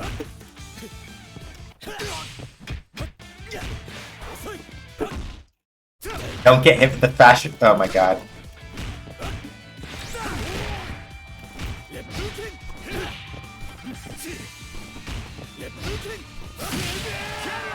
Okay, I managed to not get grabbed any at all in that fight, which is great. Now I have to fight against Shingo. So Shingo has no projectiles. Shingo up close is an absolute fucking terror, which means that under no circumstances am I going to allow this man near me. Because he does in fact have a critical chance system built into the way his special moves work.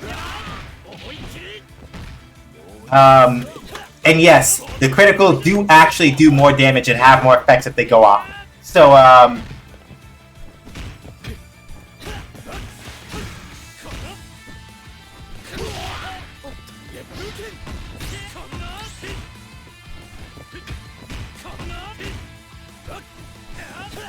So yes, like Shingo is basically once he gets in close, the man makes your life miserable. It's not a good time.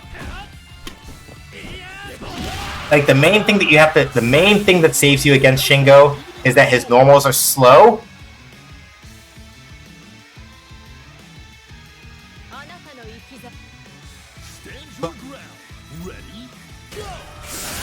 Oh, I just saw some good game dev news we gotta talk about to close out Sheem, I think. Or at least some interesting game dev news. Ah, fuck!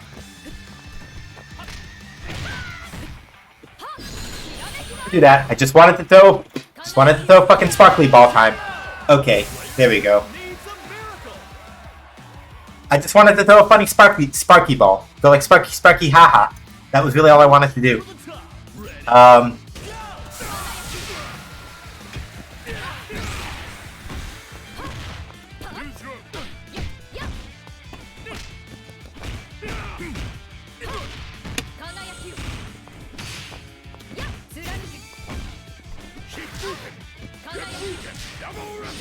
Nah, that doesn't work.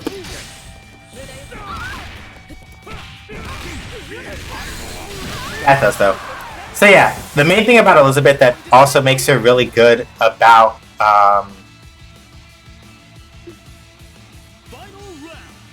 the other thing that is really useful about Elizabeth against especially like zoners, for example, is that she can in fact either absorb or reflect projectiles.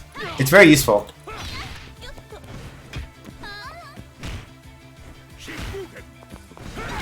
That's fair.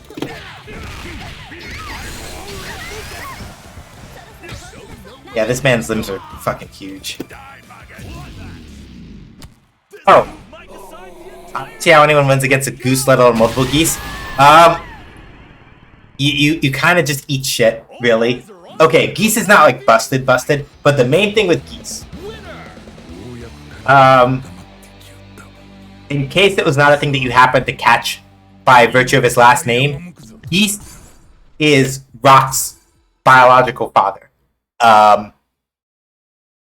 So much like Rock, he has Reppuken, right? He also has a set of like frame 1 counter moves. You can throw the counters, mind you. Like, you can throw them.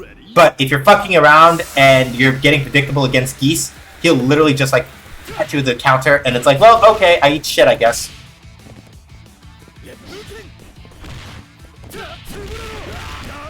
Up.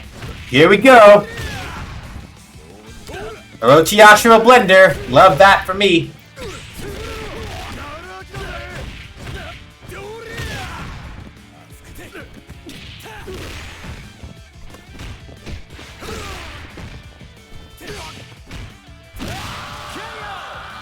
So yeah, that's why Orochiashiro is annoying. Like, basically, if Orochiashiro grabs you and gets you down, it's not as bad as dealing with Clark Oki.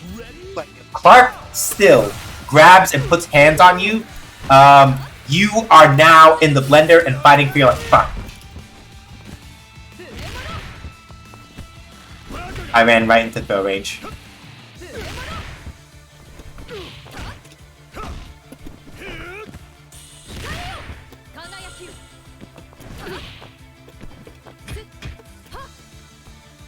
Careful. Fuck! Caught me with the anti-air throw!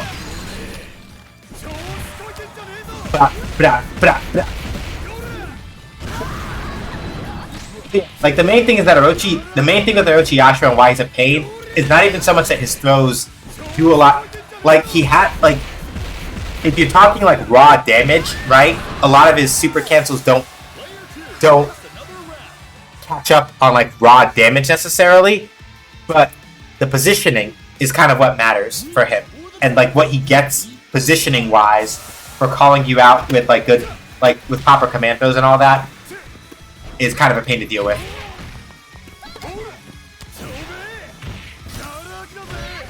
Yeah, like for him it's mostly like a positioning thing that he benefits from, really.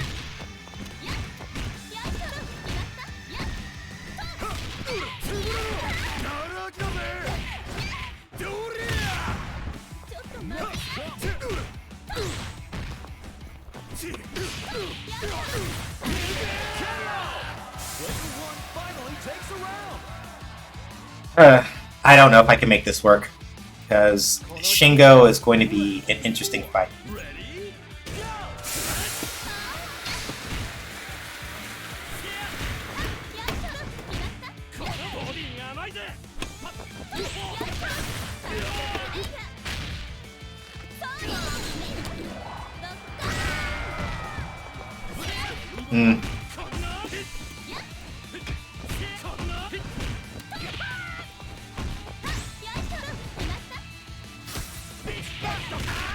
This command throw. Yeah, like Shingo is, like I said, up close, Shingo's a fucking menace. Like, this is not a man that you want to approach you, like, at all.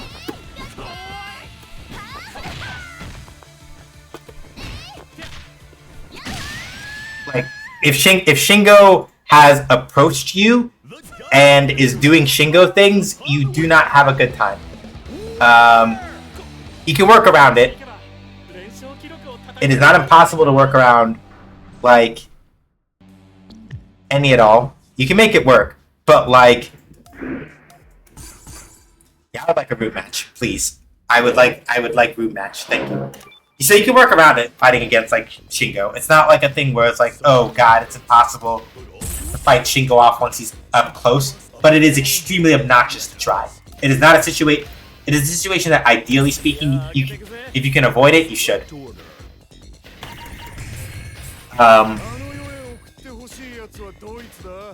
Select stage.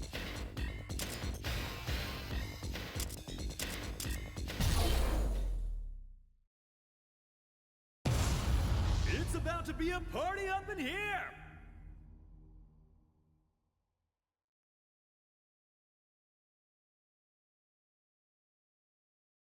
So let's see if I can learn a few things here.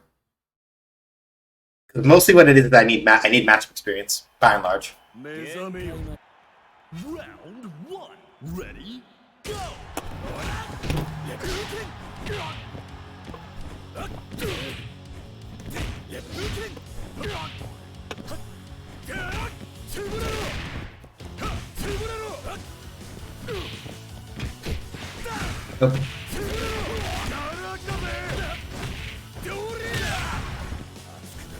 Yeah, right? Again, like the main thing that Orochi Yashiro benefits from with his throws is not the damage, it's the positioning.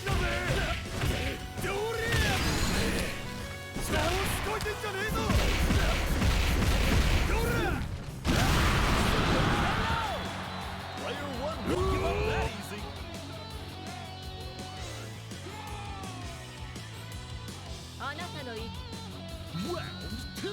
Ready? Go!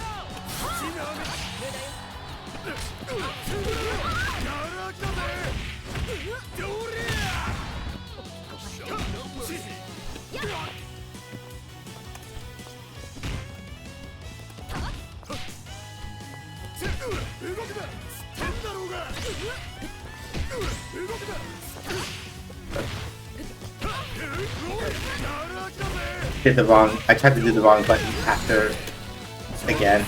So part of this now is just operator error. Like, basically with Elizabeth, you can assume 8 times out of 10 that like a large part of what's getting me fucked up is operator error because I'm just not used to playing her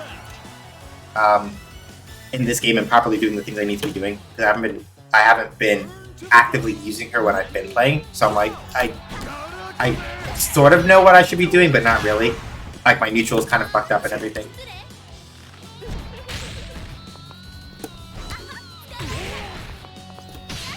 That's fair. I got too close.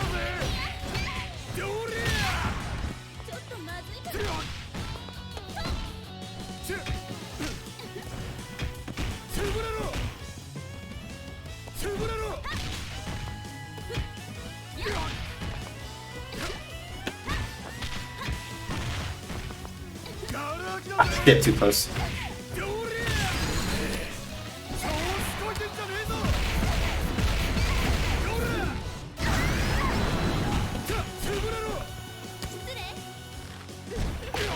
Not gonna kill, but should put a little pressure. Damn right I'm not. So let's see.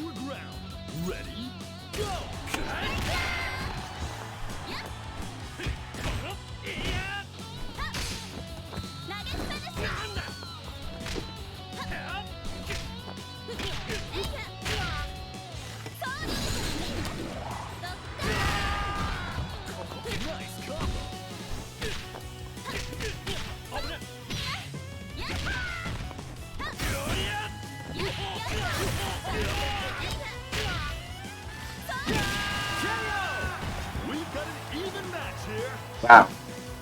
Now the hard part is getting around Geese. The hard part is going to be getting around Geese. Because if I fuck up, I absolutely eat a counter at the worst possible time if I fuck up.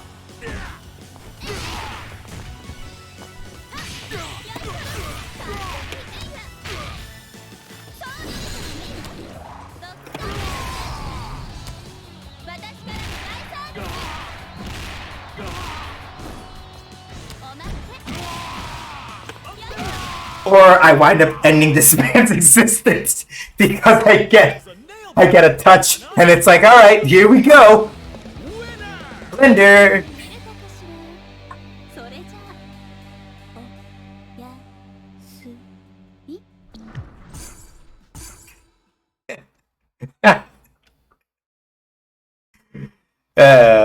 Thank you, Shark. But yeah, like Geese's limbs are longer than mine. His normals might be a little slower, but like Geese had like those buttons cover a relatively decent amount of space. So I don't know what to say there except that I believe really hard and that's probably the only reason why that shit worked.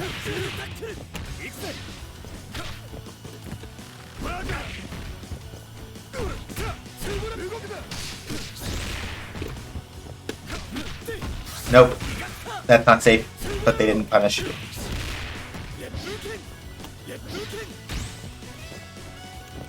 Careful, because could use EX dash grab to go to the fireball. Oh, or catch me with the anti-air. Flop, flop, flop, flop, flop, flop, flop. Why'd you jump?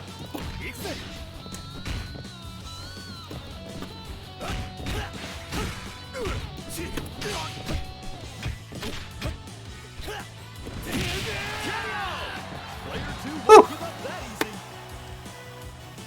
Rocky baby. Let's see.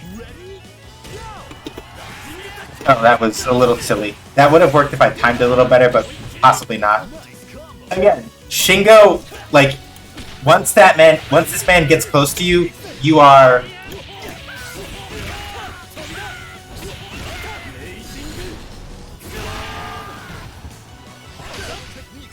Again, like...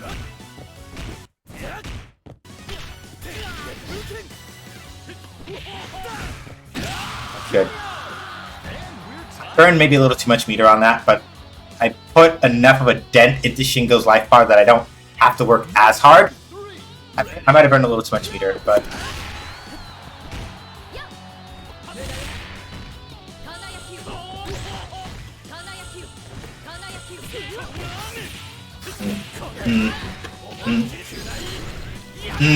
Yep. Shingo.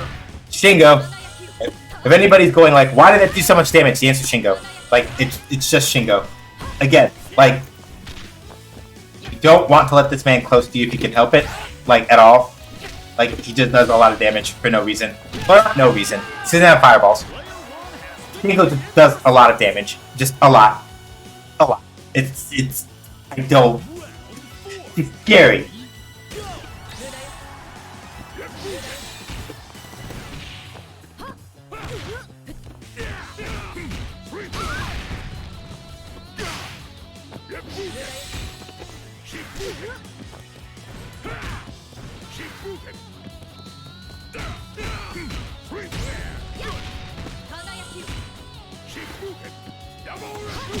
No, I wanted to fucking reflect that, and I fucked up. If I'd reflected that shit, I would have been cackling my ass off. Like, ha, surprise!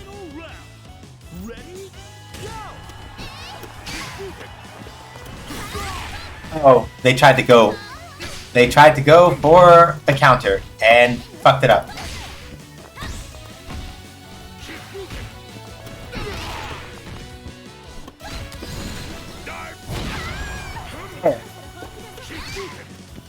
Yeah, you see what I mean, right? It's like...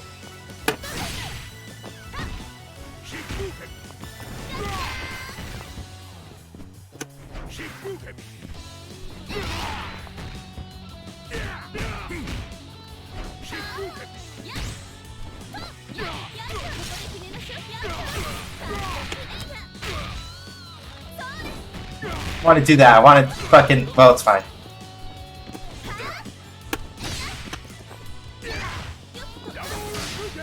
Fuck. I almost made it past that. Fuck! Damn it! Shit! Ah! I almost did it. If I hadn't tried to do fucking, I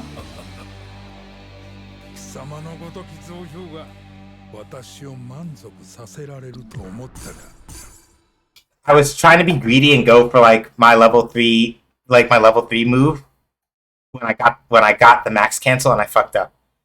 When were you planning on taking my break? I wasn't.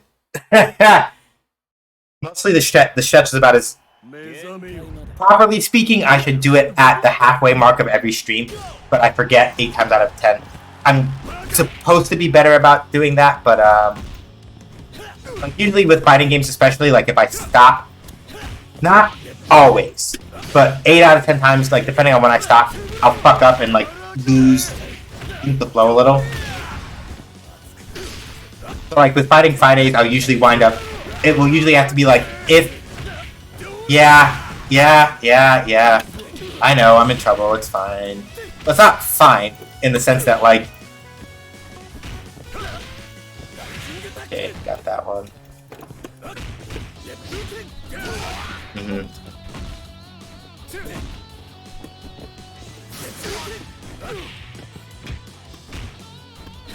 That's slick.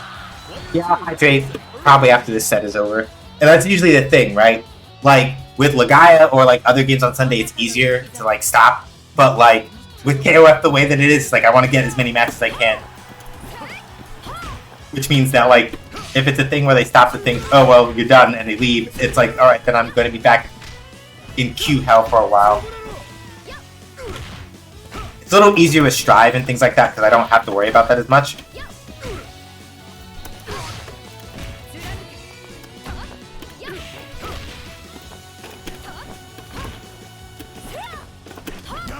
Ah, fuck. It's not gonna kill. It's gonna still do a lot of damage, but it's not gonna kill.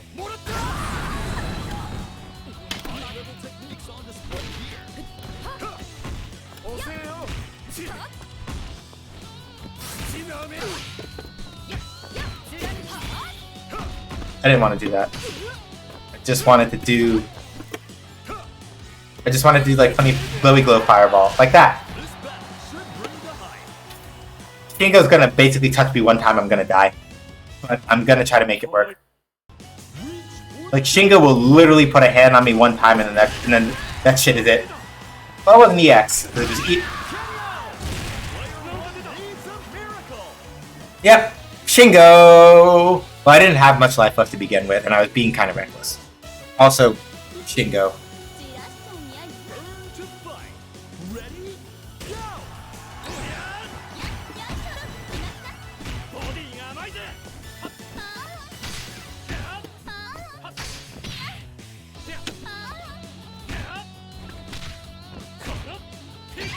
Shit.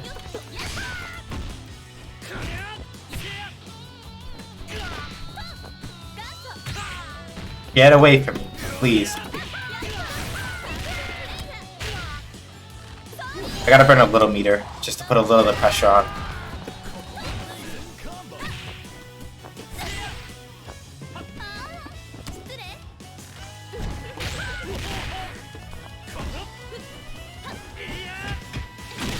There we go. Oh, okay. Okay. Jeez. I'm fighting for my life right now. I am.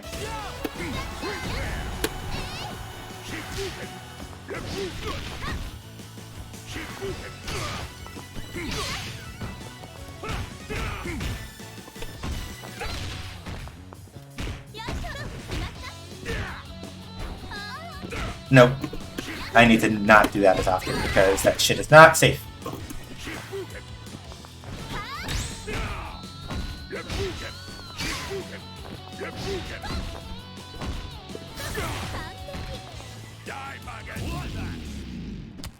Oh.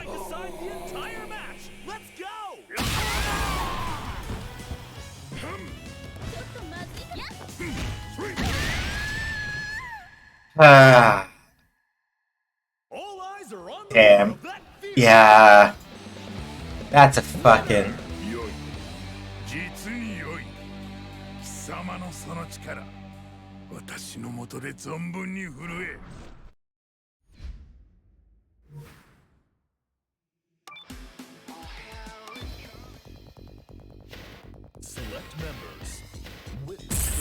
Okay, I see someone is being fucking clown jack in this other Discord I'm in. Let me not that. Acting like you won't get command grab. Hey, XCB. Wait, did I pick? Fuck! This is not the right team. This is not my right team layout at all. I'm fucked up. I'm fucked up. I did not mean to pick this team layout at all. This is not the team layout I wanted at all. But hi, XCB. How you doing? Hopefully well. I didn't want.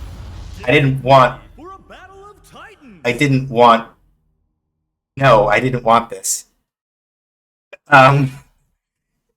This is what happens when you don't take a break. Oh, Hush. It's fine. Fine. I didn't forget about the hydrate. I'll go do it after this set. Seriously, I'll actually go do it after this set. For real. Like, that's not me saying it, like, just gets it off my ass. Like, I'll go do it. Alright. I kind of remember how to play King at least, and I know how to play Shermie, so that's not gonna be a problem.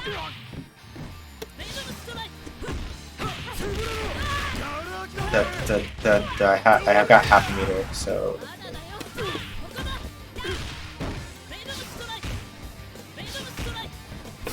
Ah, fuck.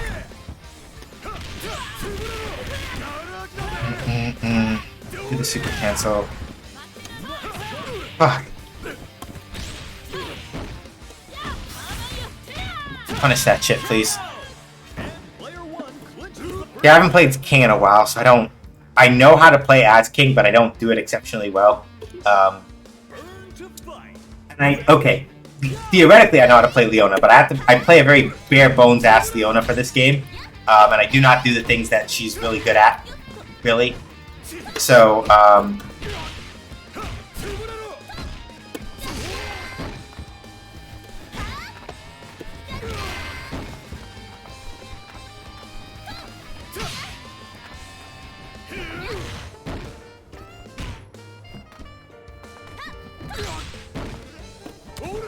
fuck, of course.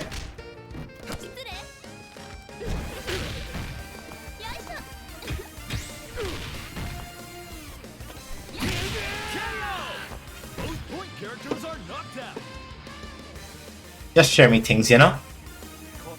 Alright, let's see. I'm not going to do anything ridiculous by rushing in against the Shingo and getting my shit pushed in like I do every other time.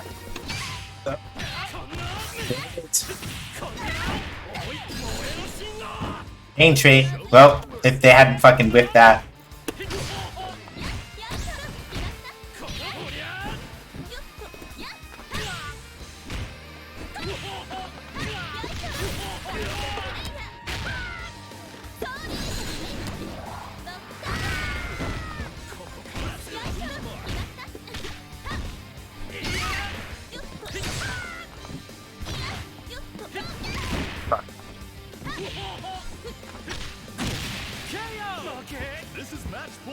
This is going to be very hard because Shermie is not going to last very long, and then this basically means that I am playing Leona against Geese when I don't have the chops to play Leona the way that she really should be played in this game. I don't.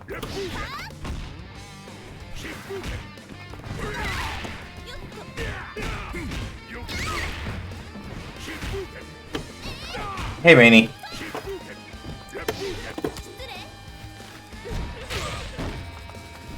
Ah, no, I should have just gone for the overhead. Because I could have done the overhead from out of throw range, and if they hadn't blocked it, that would have been some shit. Yeah, now fuck. Okay, just don't make me mad about it. Just...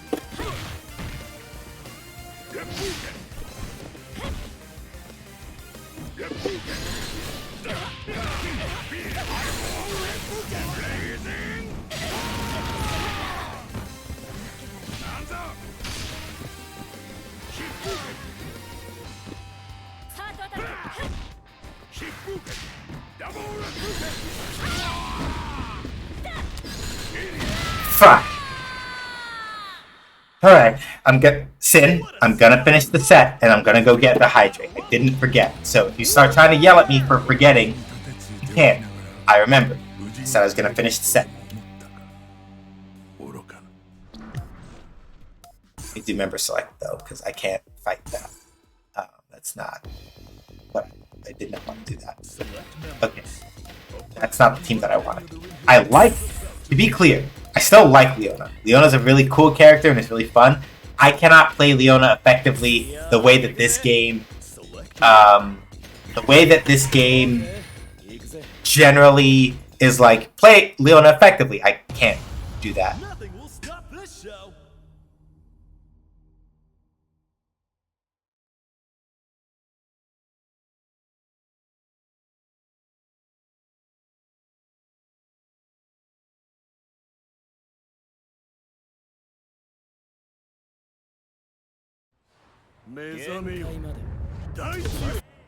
Round 1. Ready? Go!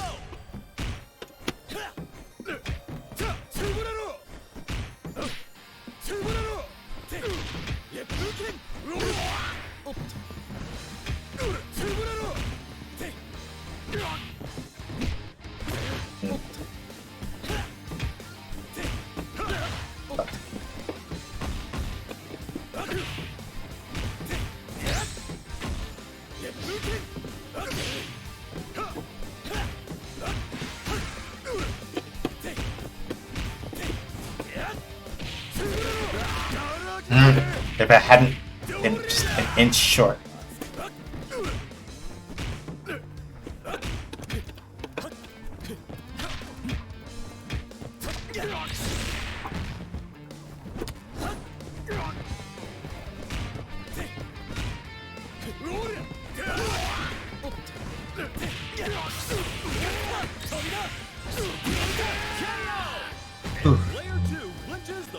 Not too bad, but they're gonna come in with about almost 3.5 meter, and I'm still under. I'm at like 2.5.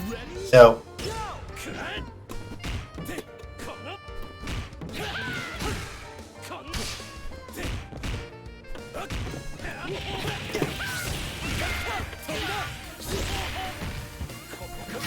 that's fair. I went for the command throw and I got hit by wake up DP.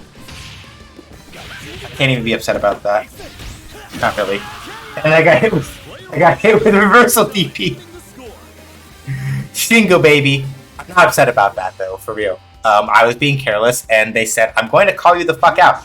And I got called out. It's what it is.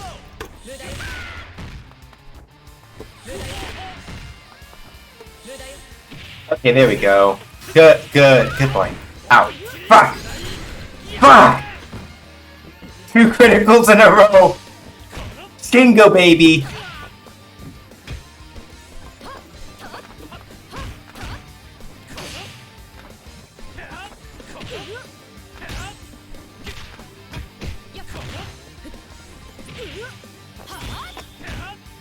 I should have died for that.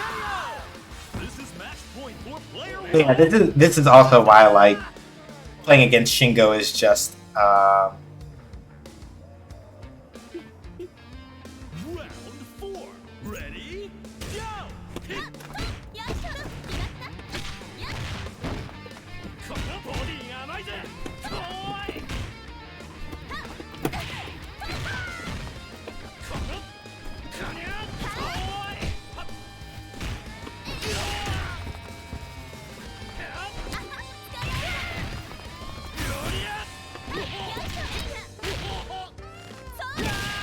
yeah!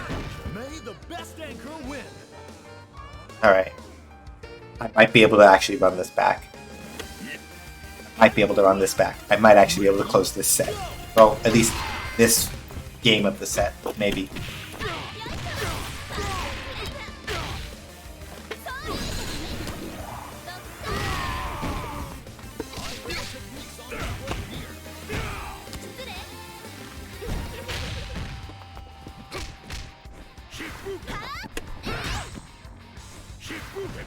Why'd you do that? Don't Shippuden like over there though. That's not. You shouldn't do that. Like, don't Shippuden like that when your back is already to the corner. Good sweep.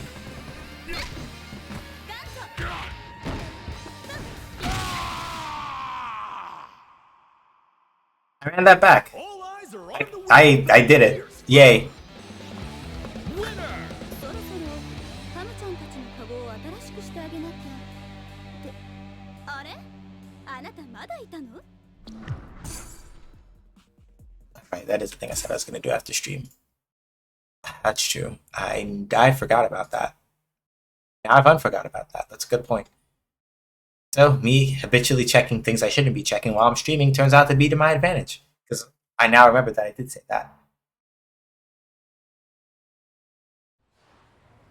Round 1. Ready? Go! The set's not over. The set is not over. I did say after this set. I was about to say, like, didn't forget. I promise. I did not forget. That's not done yet. But.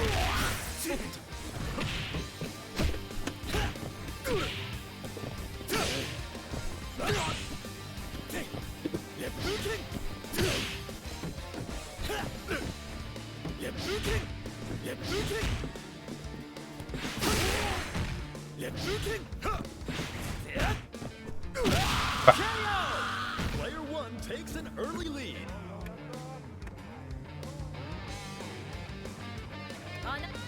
Burn to fight. Ready, go!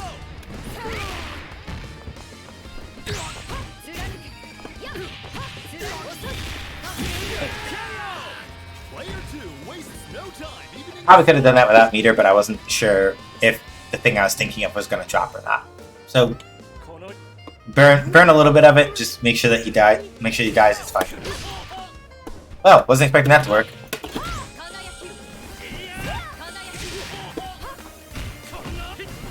No, fuck.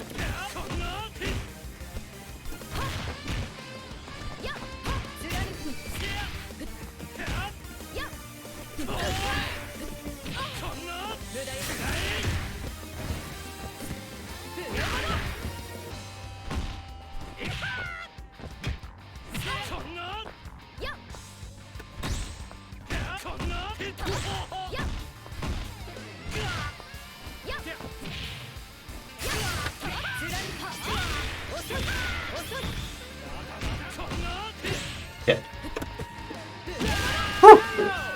player one needs a miracle. Let's see how this goes. Because I'm either at or just below 50%. Yep, okay. So, we gotta see how this goes. Wow, damn. Okay, that's fair. He really ran up. Neither side is giving Really ran up and did...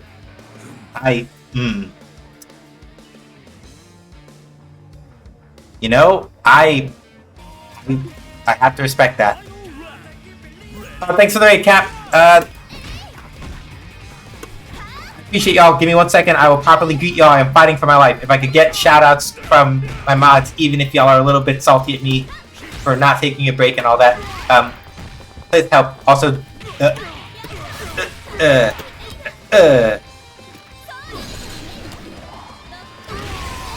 here we go. Jonathan, Charlotte, how is Portrait of Ruin going? Yeah, hopefully well. Fuck. Okay, right over Phuket. Raging Storm. Okay, just 85% done. Good. Feels really short. That was a nail biter. Keep an eye Close. on this match. Yeah, for DS game tracks. Big difficulty jump though. Alright, let me see if I can do a message to this person to say, just give me 1 second, please don't leave. Game service failed to initialize. Or the game itself will say, you're not allowed to do casual matches till you go get this fucking water. Okay, let me go do that. Okay.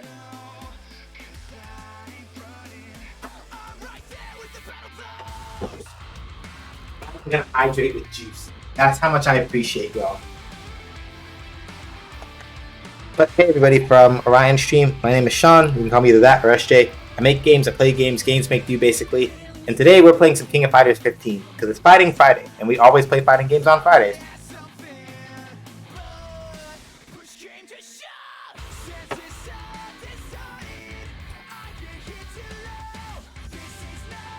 Finn is so powerful the game backed them up.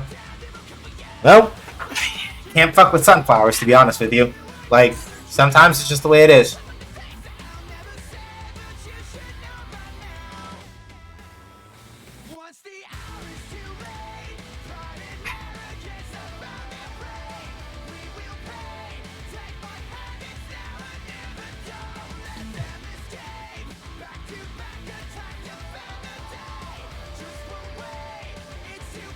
I really like it though, if I could actually fucking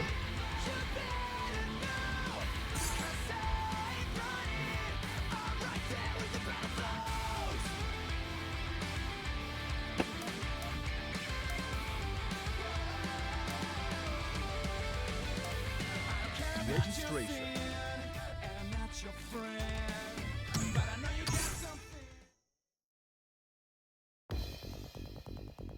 Select member. Put all your skills to the test and show us a battle worthy of legends.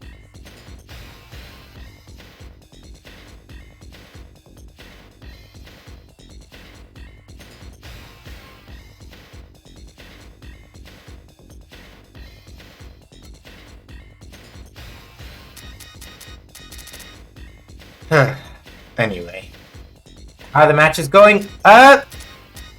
Pretty good, all things considered. I miss playing Darlie, but the character crisis I was having is like mostly resolved at this point, and now I'm just trying to learn how to play Elizabeth here. But the matches are going okay. Unfortunately, KOF's matchmaking is like 3 bags of shit, so it's one of those things where I wind up waiting a long time for matches, longer than I would like. But in the overall, not too bad.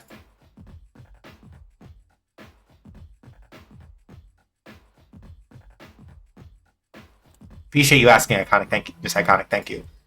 So, let's see. But yeah, so we're probably going to be... And this is why I was like... This is why with KOF it's harder for me to take breaks. Because if I stop and I have to wait for matches, it takes longer. And I know that has at least...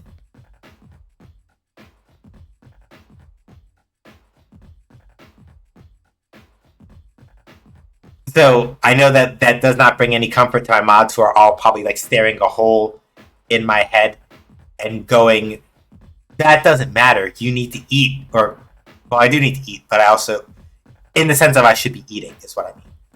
But also, I need to hydrate. Yes, this is true. But also, it is harder to get games when the matchmaking is fucked up like this. Please understand.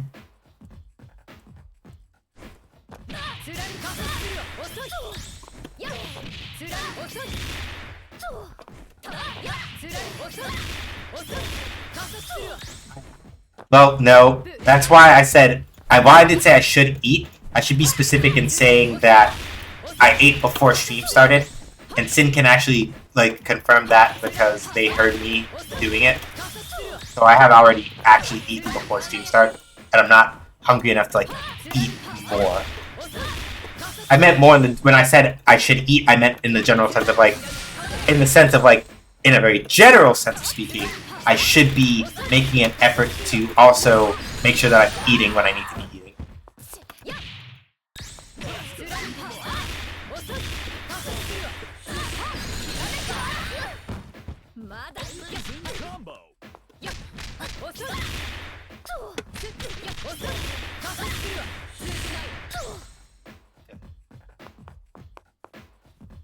I should check this. Okay, you can combo that into chop. So I could have gotten that 1 kill without actually having to spend anything. That's cool.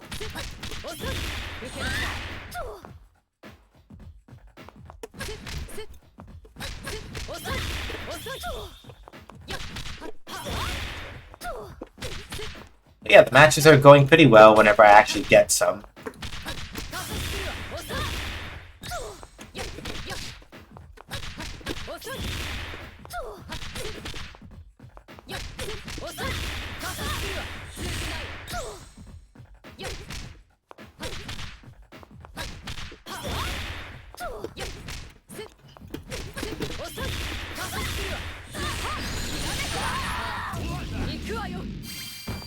Oh, is that way? Oh. That's stinky. I don't like that.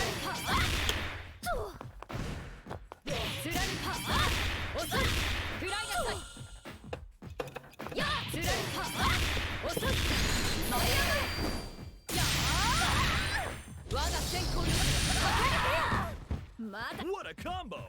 They're in the zone!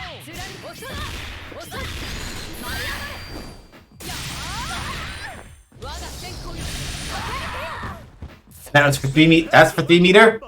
That much damage? Yep. That's pretty chill. We like that.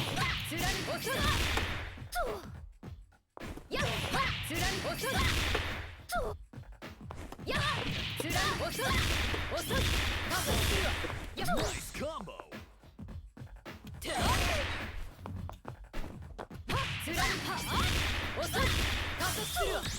But, yeah, but Cap, it should be Order of Ecclesia next after that, right?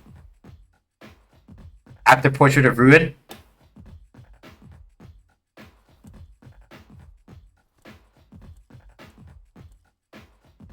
Because that one I haven't beaten, but I played some of it, and it's just like, whoa!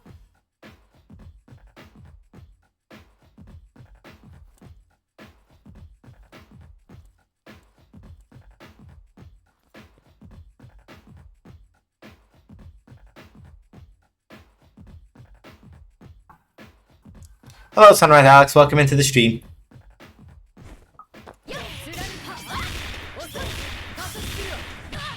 Show no Let's mercy. see, who's that? There, so let's go. So,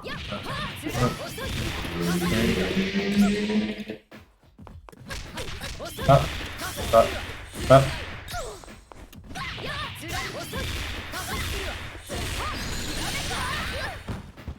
High-level techniques. So Here.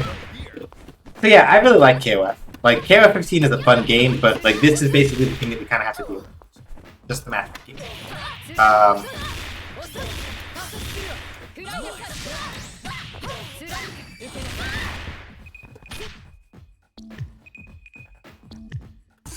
Boy, that would have been bad if we had taken that one. But they canceled on me before I could cancel on them. But like, that person had like 350 milliseconds of ping. That is what we call not a good time. I go chill on the couch, pinging one on for pinging Owl Child. I do raiding with I do Pokemon Scarlet Violet raids with friendos. So the Owl Child is the 7-star Decidueye that is currently active. Yeah, for the raid this weekend.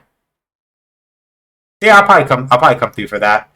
I'm gonna extend stream a little bit because I started a little late, and also just because I'm in that mood where things feel where things are feeling right. So One. Ready? let's see.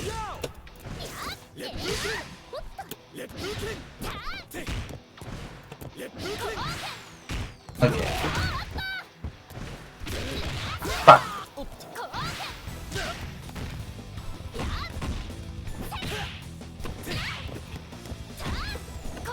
Oh fuck.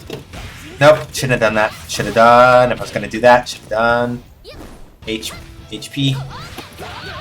Damn it.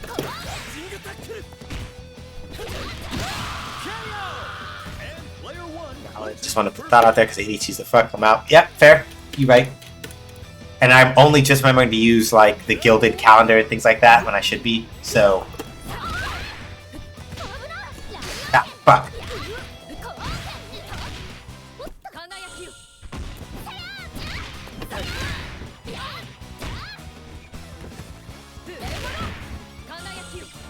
And then, of course, I use the one that goes right over, and then I get thrown back into the corner. I don't play Scarlet Violet, I play the TCG.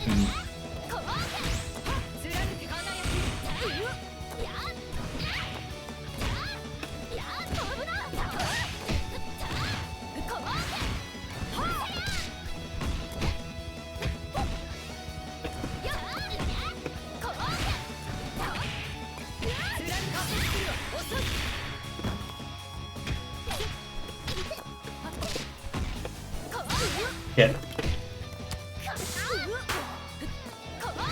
Hey, Mojo. No, we're not doing that, actually. I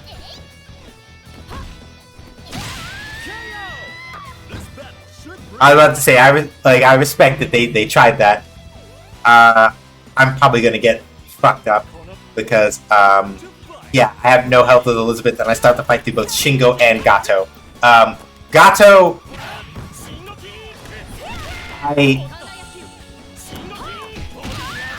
players are assholes. Is basically the only way I can put it. Gato players are assholes. That man has 6 billion mix-ups. Well, okay, that's not quite the case. That man has an incredibly aggressive playstyle, and it is very annoying to deal with. If you can make the callouts, then you're fine. But you have to make the callouts. And then, of course, I fucked up and decided to try to be cute. Please stop resetting me. I would like you to stop resetting me, please.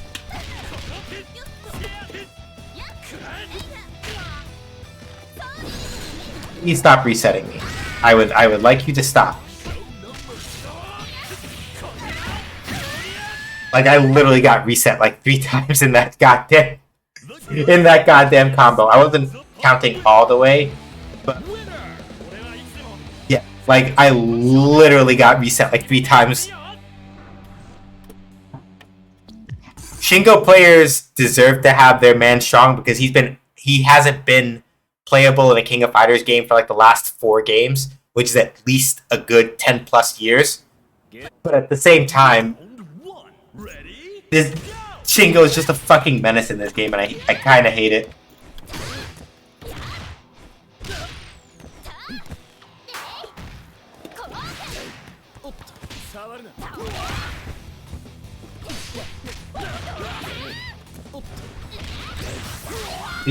Please stop.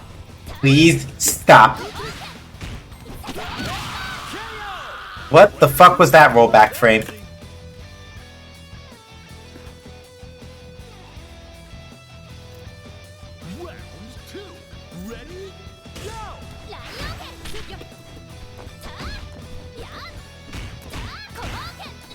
Stop it. Stop it.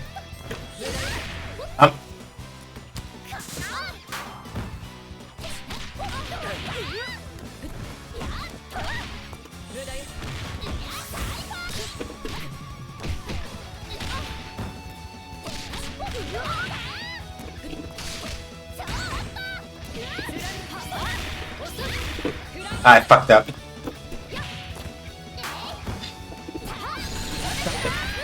You stop, stop, stop.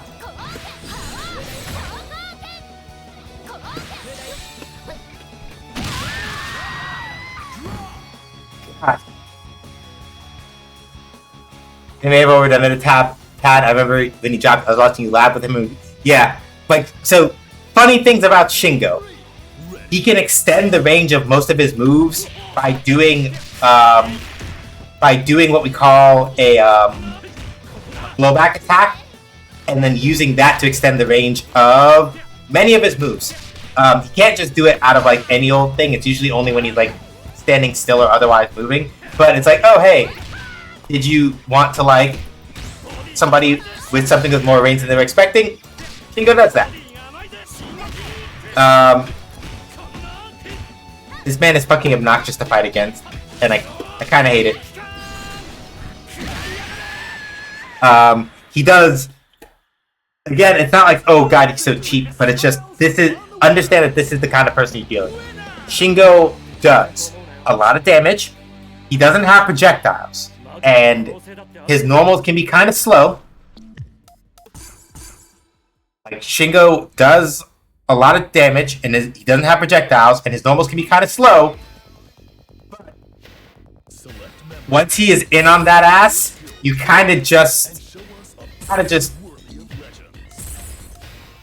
have to pick a god and pray. It's pretty much where you're at. It's a thing where once Shingo is in and on top of you, you kind of just eat shit. You can force him out. You can force him to overextend. You can work your way around it. But if he's in his optimal range of like, hey, I'm going to do this thing where both my overhead attack and my low attack have roughly the same range, and it's hard for you to tell which one is coming next. It's just like, y'all didn't have to do this.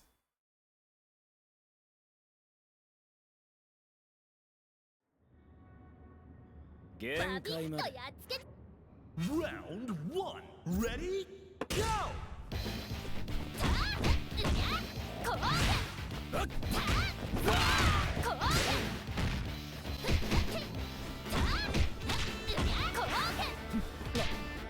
tried to wait a long time.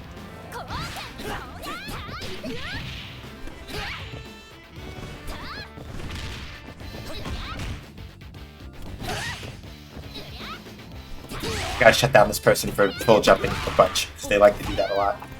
No! Sit down!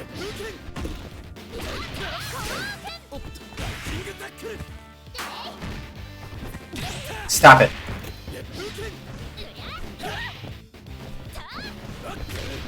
They're doing a lot of full jumps. Stop! This person is aggravating me a little. Not because it's cheap, but because it's like you keep doing this thing, and I know what the fuck you're doing, and I'm having trouble stuffing you for it. Cut that out. Stop! What did I say? Cut it out.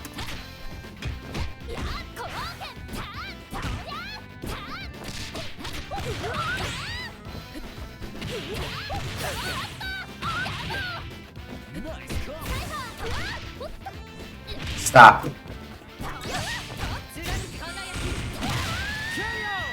There we go. That's all I wanted to do.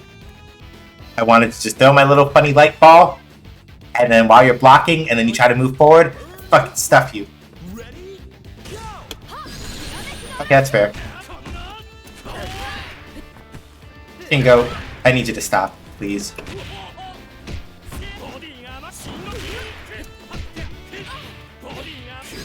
Yeah, I literally got scooped up by the low. Shingo.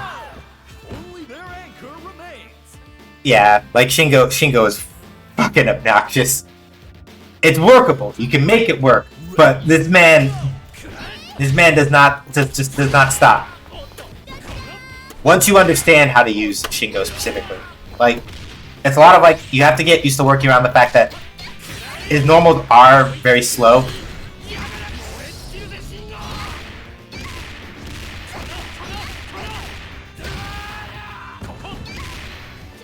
God, please, please. Ah. That's the start of a new worldwide legend. Winner!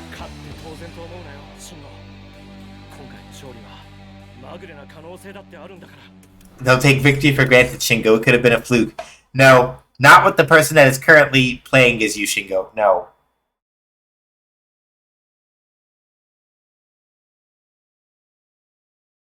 Damn. Round one. Ready? So the first order of business, though, is to figure out how to stop this person from jumping at me. And with full jumps specifically all the time.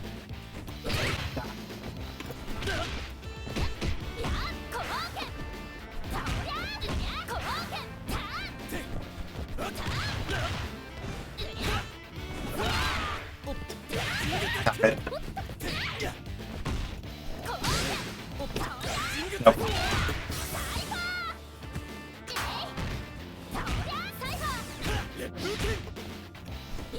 Damn it! I keep pressing a button that's too slow to try to contest in the air.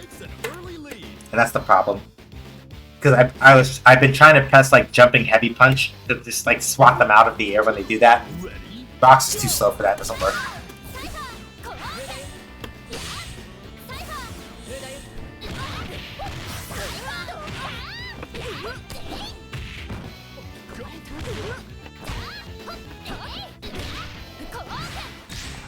Like this to stop, please.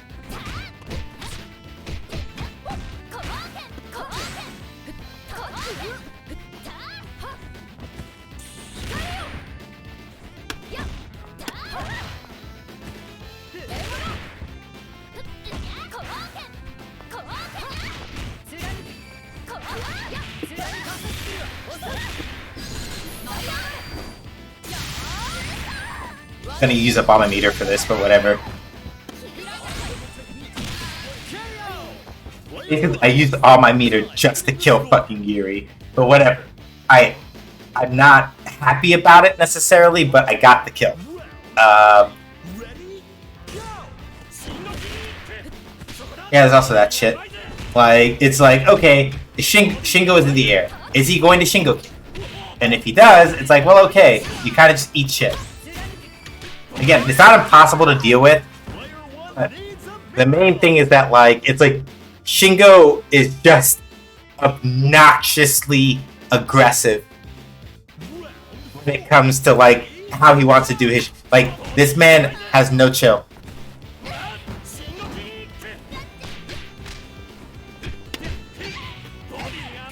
I guessed wrong and I ate shit for it and got hit by the low.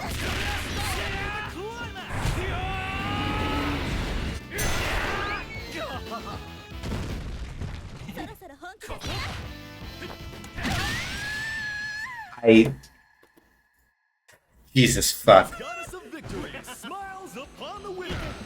Alright.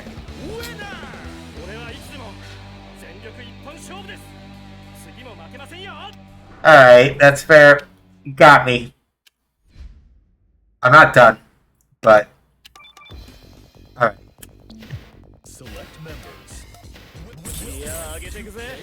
I'm going back to my bad self.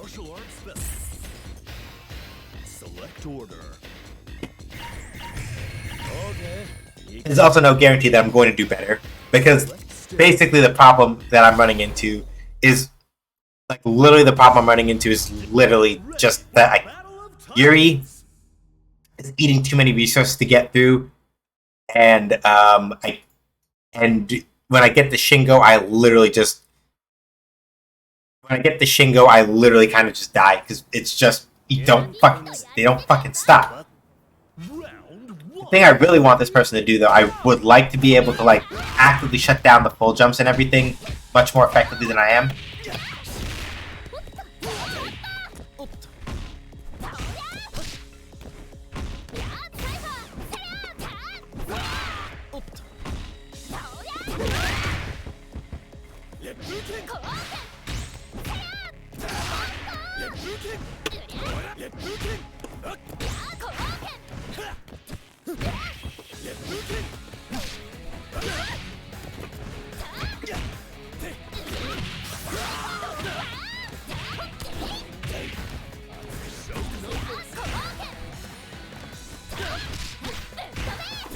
Why did this character...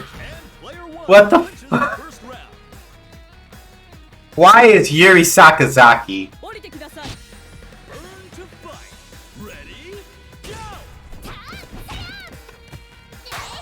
Right, I'm not playing... I'm playing Grape Drink. Share me. Fuck.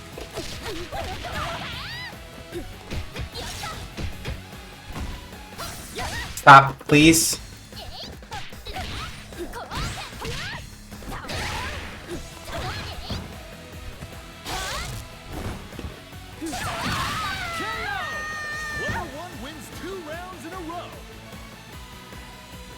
I really hate Yuri. Fucking character. Don't fucking jump. And that's why, like, again, like, you remember how I said earlier that, like, Charlie on the defensive is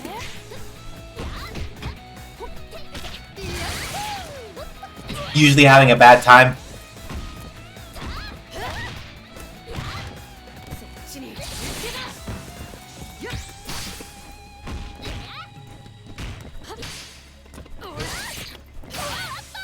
Double.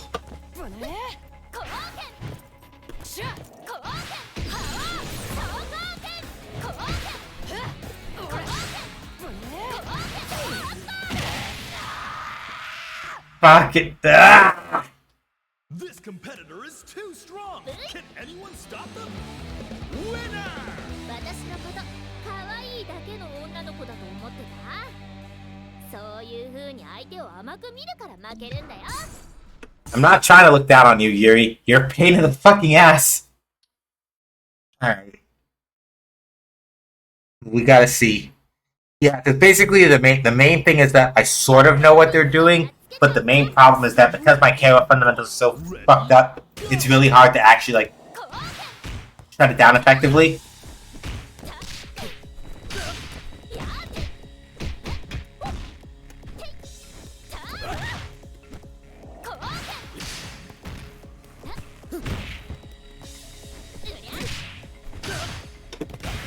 Fuck, I should have done HP. It would have taken a little longer, but I could have break. Ah.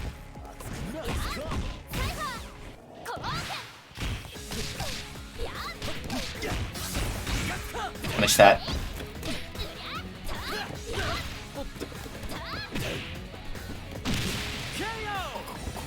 Yeah, like I'm not getting out the right hop buttons.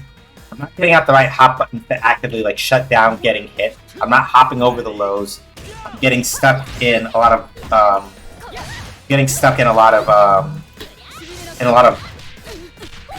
fucking block strings. And I just generally can't like I can't fucking keep them off me.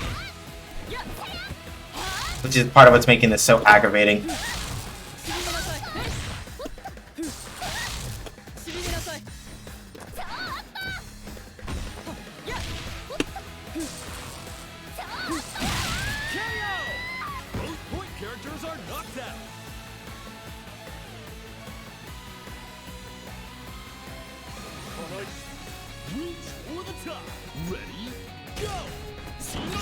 Yeah. Now it's this issue, basically, where like I have to spend a bunch of time trying to figure out what the fuck Shingo is going to try to hit me with.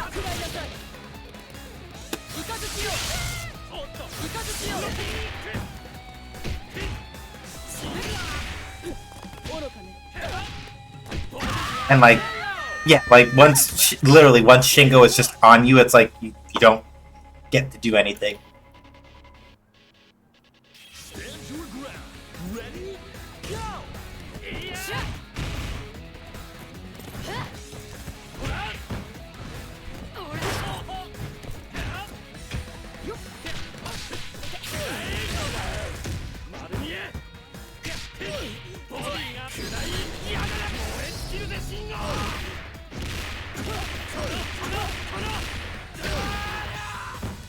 Oh my god.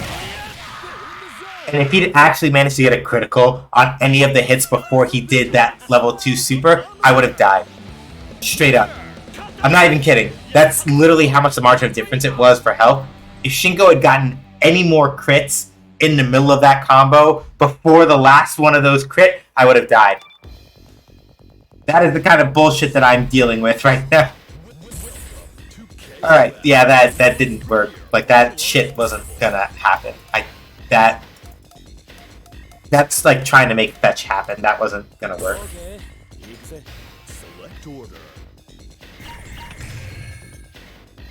Like, literally the problem... So, here are the issues that I'm having, that I'm trying to figure out in the middle of all this.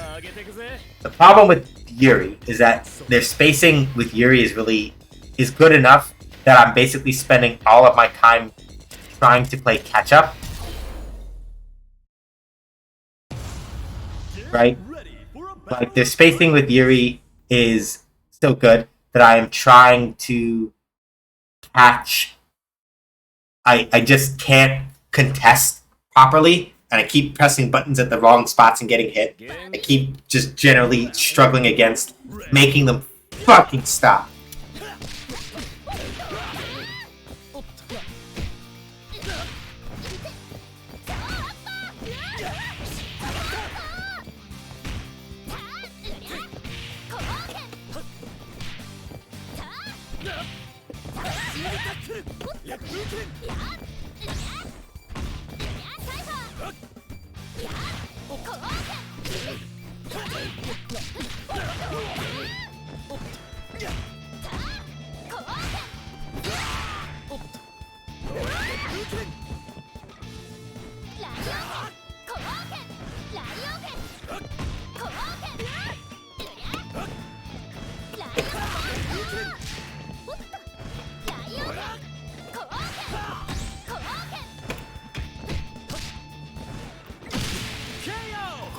Like, you notice how they're just jumping all over the place, right? It's a mix, from what I can hear, it's a mix of normal jumps, hops, and hyper hops, and I'm having a hard time just figuring out where the fuck they're going to be.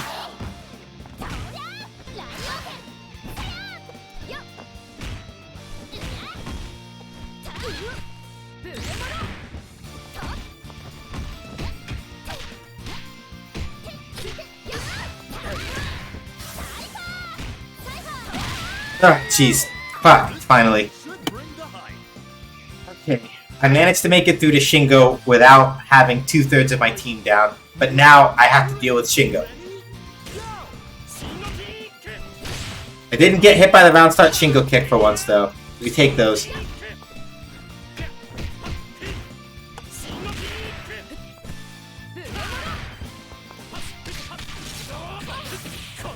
God.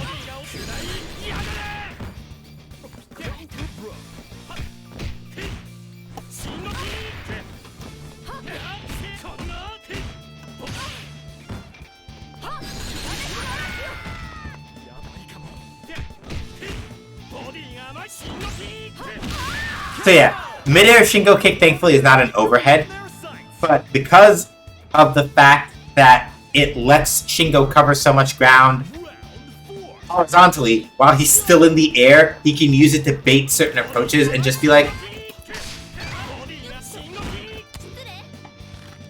on the ground though, like if you block it, he kind of eats shit. It's not, again, it's not like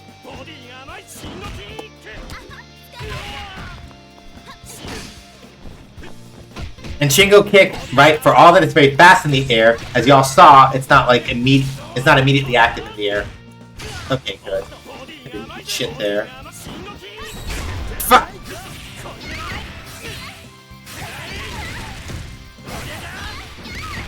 Ah!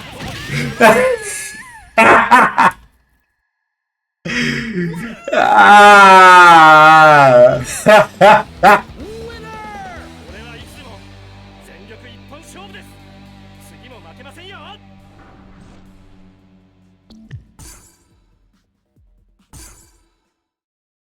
Yeah, this man is just a menace. Straight up. It's workable, right? Like y'all saw, you can stuff Shingo kick in the air if you're at the right distance and you press a button that's fast enough. So it's not impossible to get by Shingo. It's just really, really fucking obnoxious too. No.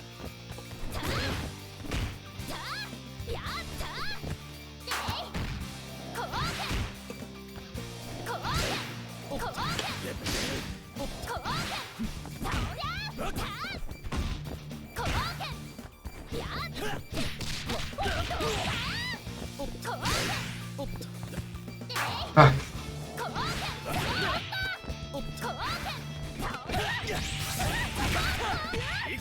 That's not what I wanted to do at all.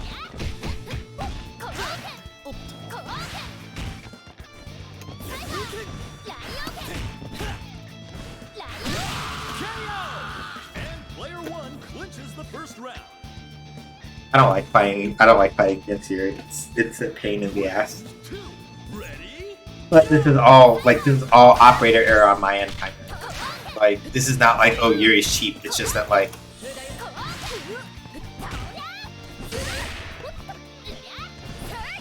I'm kind of just fucking up, and it's just what it is.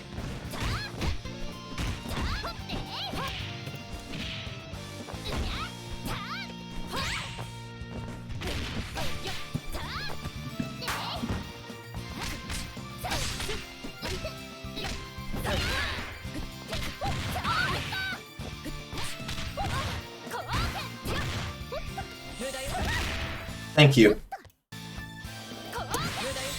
You're gonna have enough of jumping at me that fuck. So you didn't jump at me, you ran up at me instead. And then I got hit with the command throw. What Yuri did just there, she did that big slap, her blowback attack, but you can cancel that into special moves, even if it doesn't hit. So he did that and then ran into her other running command throw, which you can't tech, but you can like jump it, but you have to know that it's coming. If you don't know it's coming, kind of just eat shit.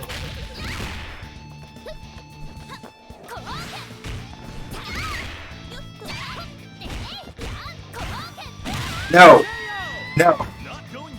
There is some part of that is pressure that's probably fake as fuck, but Yuri's pressure is obnoxious as shit, and I hate it. Alright. Are you gonna do round side Shingo kick? It doesn't matter because I got hit by the lights. Jesus fuck. Shingo got that kind of floaty jump though. What a great fight! Mad respect to the winner!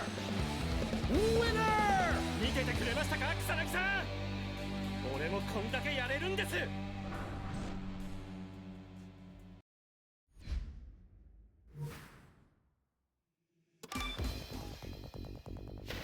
Select members. Witness the beginning of a new era of martial arts. Shingo, please.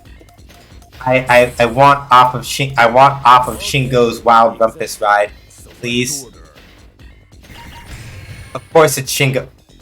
Yeah. Like, again, like, we'll see what happens when Kim gets released. If there's another balance patch. If there's another balance patch that comes after Kim is released, we'll see what happens with Shingo.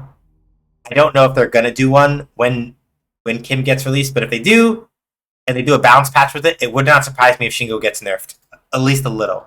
Because it's not a thing where it's like, oh, he's over dominant, but it's like, man's tools are a little obnoxious to deal with if you don't know how to force him off.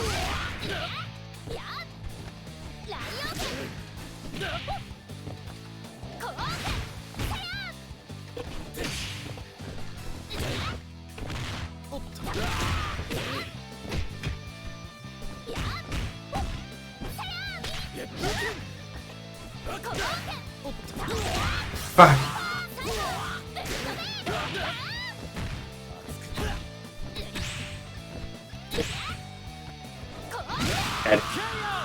I also keep trying to jump it. I keep trying to jump out of things at like literally the wrong time, and getting fucked up for it because I need to stop.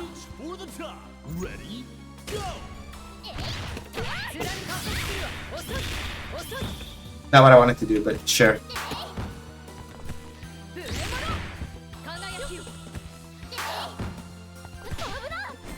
No.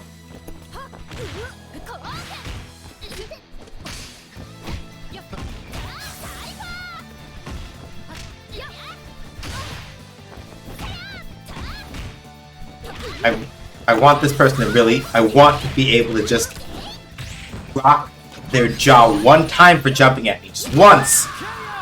The main thing that I'm having an issue with right now, and this is admittedly a thing where this is also like a frustration point for me, but it's just something to deal with. I cannot get them to stop jumping, even when I shut their approach down like 3 times. It just won't stop.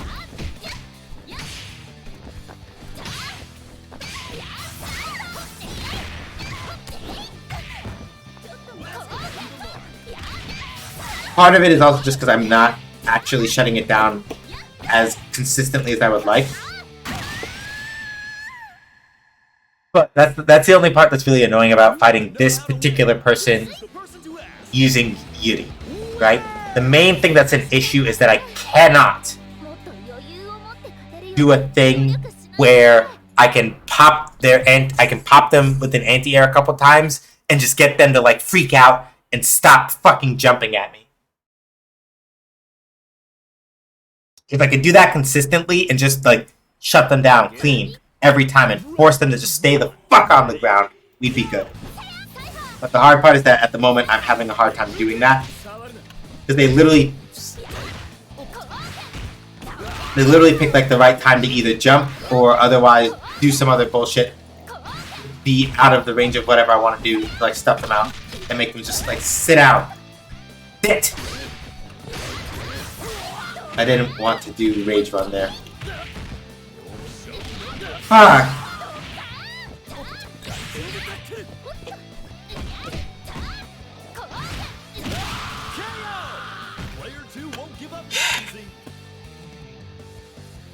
Do I just have to start trying to challenge Charged Fireball more frequently if there's a gap there? That might be it, but the... No.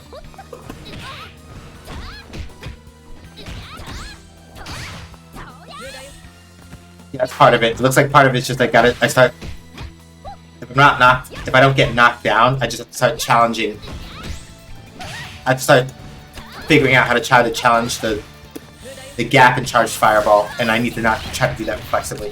Fuck!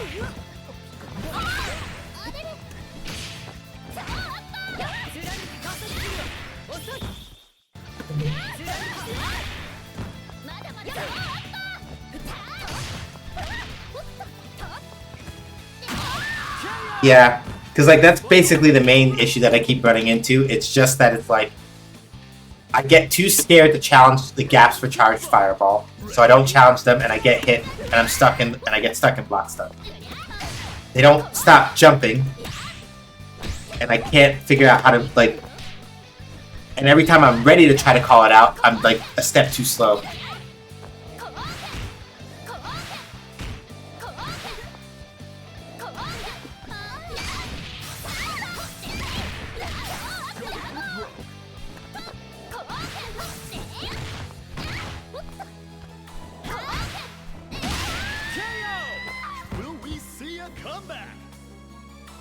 Probably not, because I'm gonna get stuck on Shing. Oh, they put Gato second. I haven't fought the Gato, so I have no idea how they play Gato, which means that, and Gato is just the kind of character whose pressure is also super fucking obnoxious.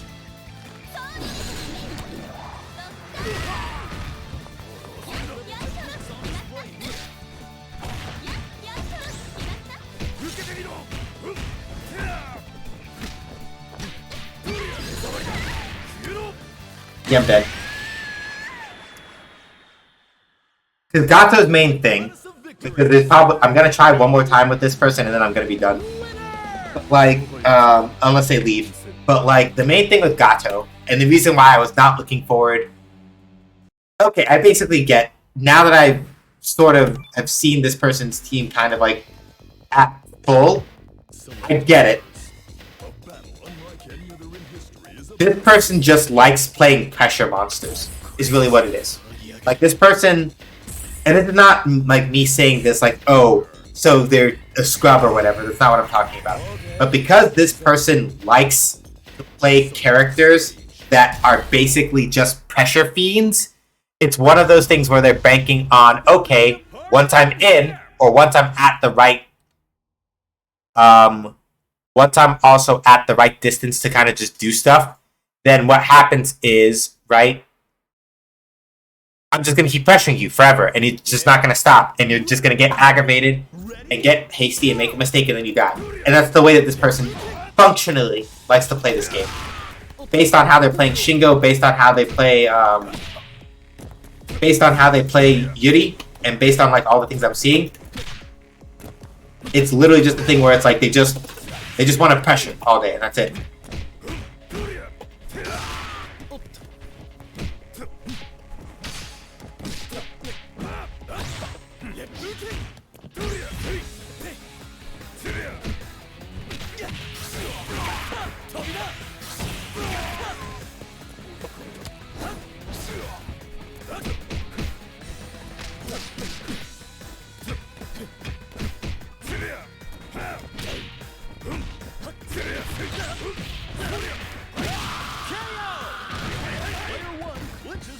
Yeah, and that's basically their game plan.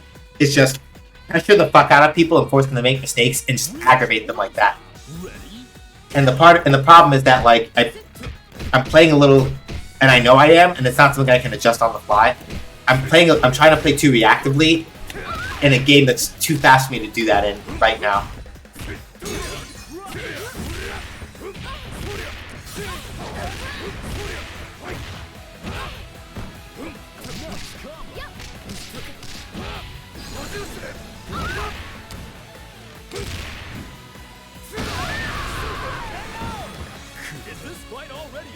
And yeah, Gato, right? Like I said, pressure.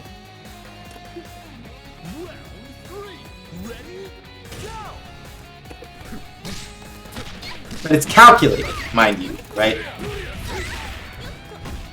Like, they're not going for jumps unless I'm already down, or like down backing, or otherwise like going like, I don't want to be up, like...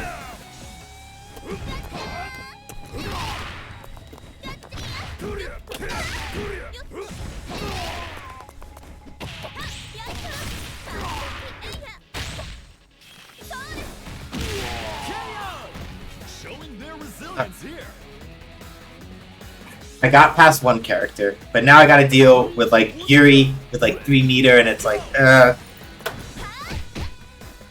all this shit. Bop, bop, I'll show Koken.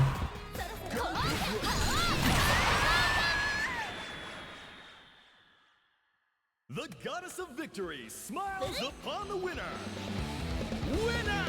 もし私に勝ちたかったらお兄ちゃん以上の力を身につけてこないとね。 Yeah, it's a thing where it's just like they want to just run up, which is not bad, right? Because they've calculated out to a pretty good degree like what and where they can get away with like this kind of bullshit as far as pressure goes. So it's not like, oh, it's just some shell games. Like, no, they very clearly and very carefully thought about when and how they can like get away with that.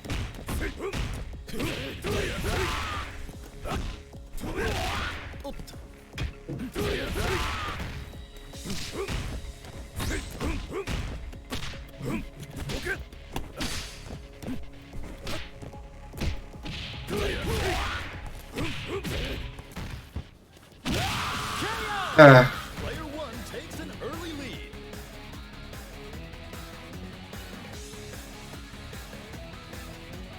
Now or never. Ready? Go!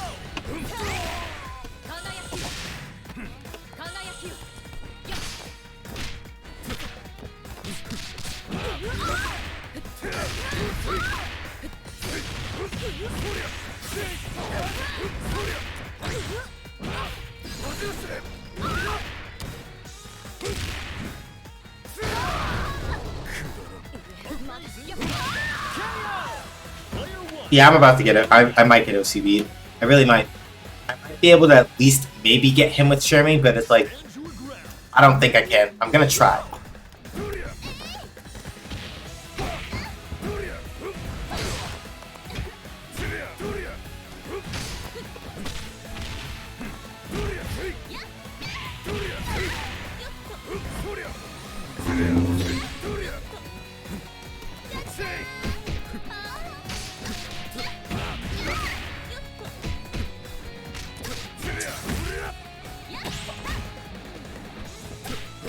Yeah, I keep picking bad times to sweep.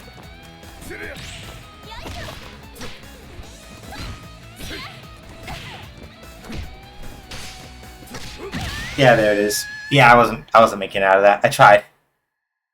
But yeah, I tried, but that wasn't gonna happen. It hurts. It hurts, it hurts. But we gotta be done. We gotta be done. I did my best. But this is a hard game. KOF is a hard game to learn how to play. Especially because people have been playing it for a very long time.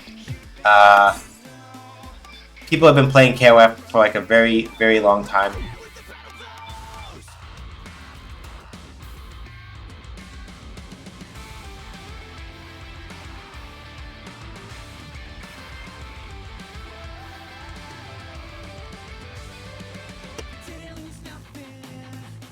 Yeah, it's just one of those things where it's like I was also just keeping an eye on stream and like I was like, all right, we're about like almost half an hour. Not that I have anything to. Let me rephrase that. Not that I have anything time sensitive to do tonight. I know that Vallejo was like waiting on me for like Pokemon, but we have a relatively flexible thing for that. But nah, I wasn't gonna be able to. I wasn't gonna be able to like actually. I learned a couple of things, sort of. But it's like, I was hitting that wall, and I'm like, nah, I gotta stop. Alright, y'all. Thank you for coming by. I appreciate it. I know that Nightbot was just yelling about Gilded and everything, but mods, if I could get our usual exit links and things like that.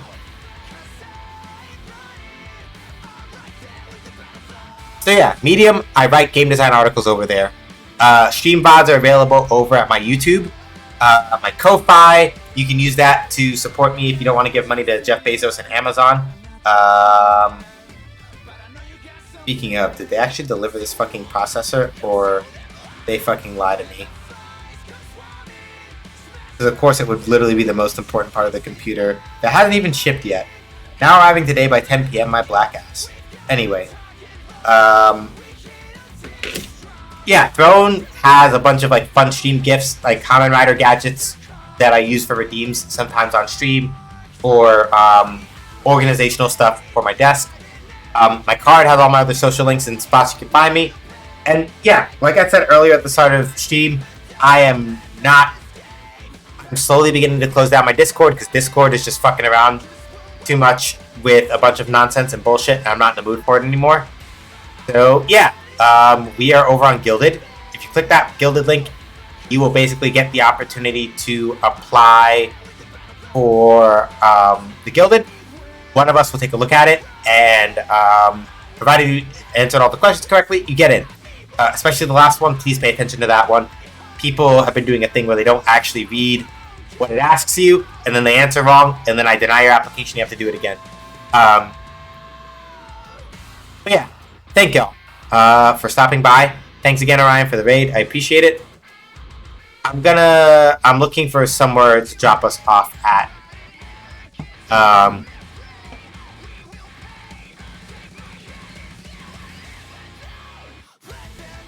I don't think we've been by Joy for a while, and we've been getting pretty sweaty. So, mods, before you leave, last duty, exclamation point raid for Curious Joy, please.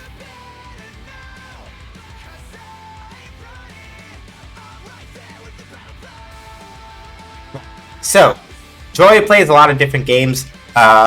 She does do fighting games also, but I think right now she's kind of just chilling and doing more RPG-ish stuff for a little while, I think. So right now she's playing some Fire Emblem Engage. She's on hard mode, like chapter 2 or so, I think. So we're gonna go hang out with her and kind of just like cool off and not get like fighting game sweaty for the night anymore. Next stream is Sunday at 5 p.m. Eastern time. We'll be playing more Legend of Legaia. So if you like JRPGs where you get to like punch people and do fighty fun things, come through for that. But till then, or whenever the next time I see you happens to be, stay safe, wash your hands, wear a mask, don't go outside if you don't have to, be excellent to each other, but not to like machine learning stands because they're suckers. This is your reminder that ChatGPT and Midjourney and things like that are not real artificial intelligences, nor are they actually doing art. It's literally just really shitty automation. Just saying. Anyway, till next time I see y'all, whenever that is. Bye.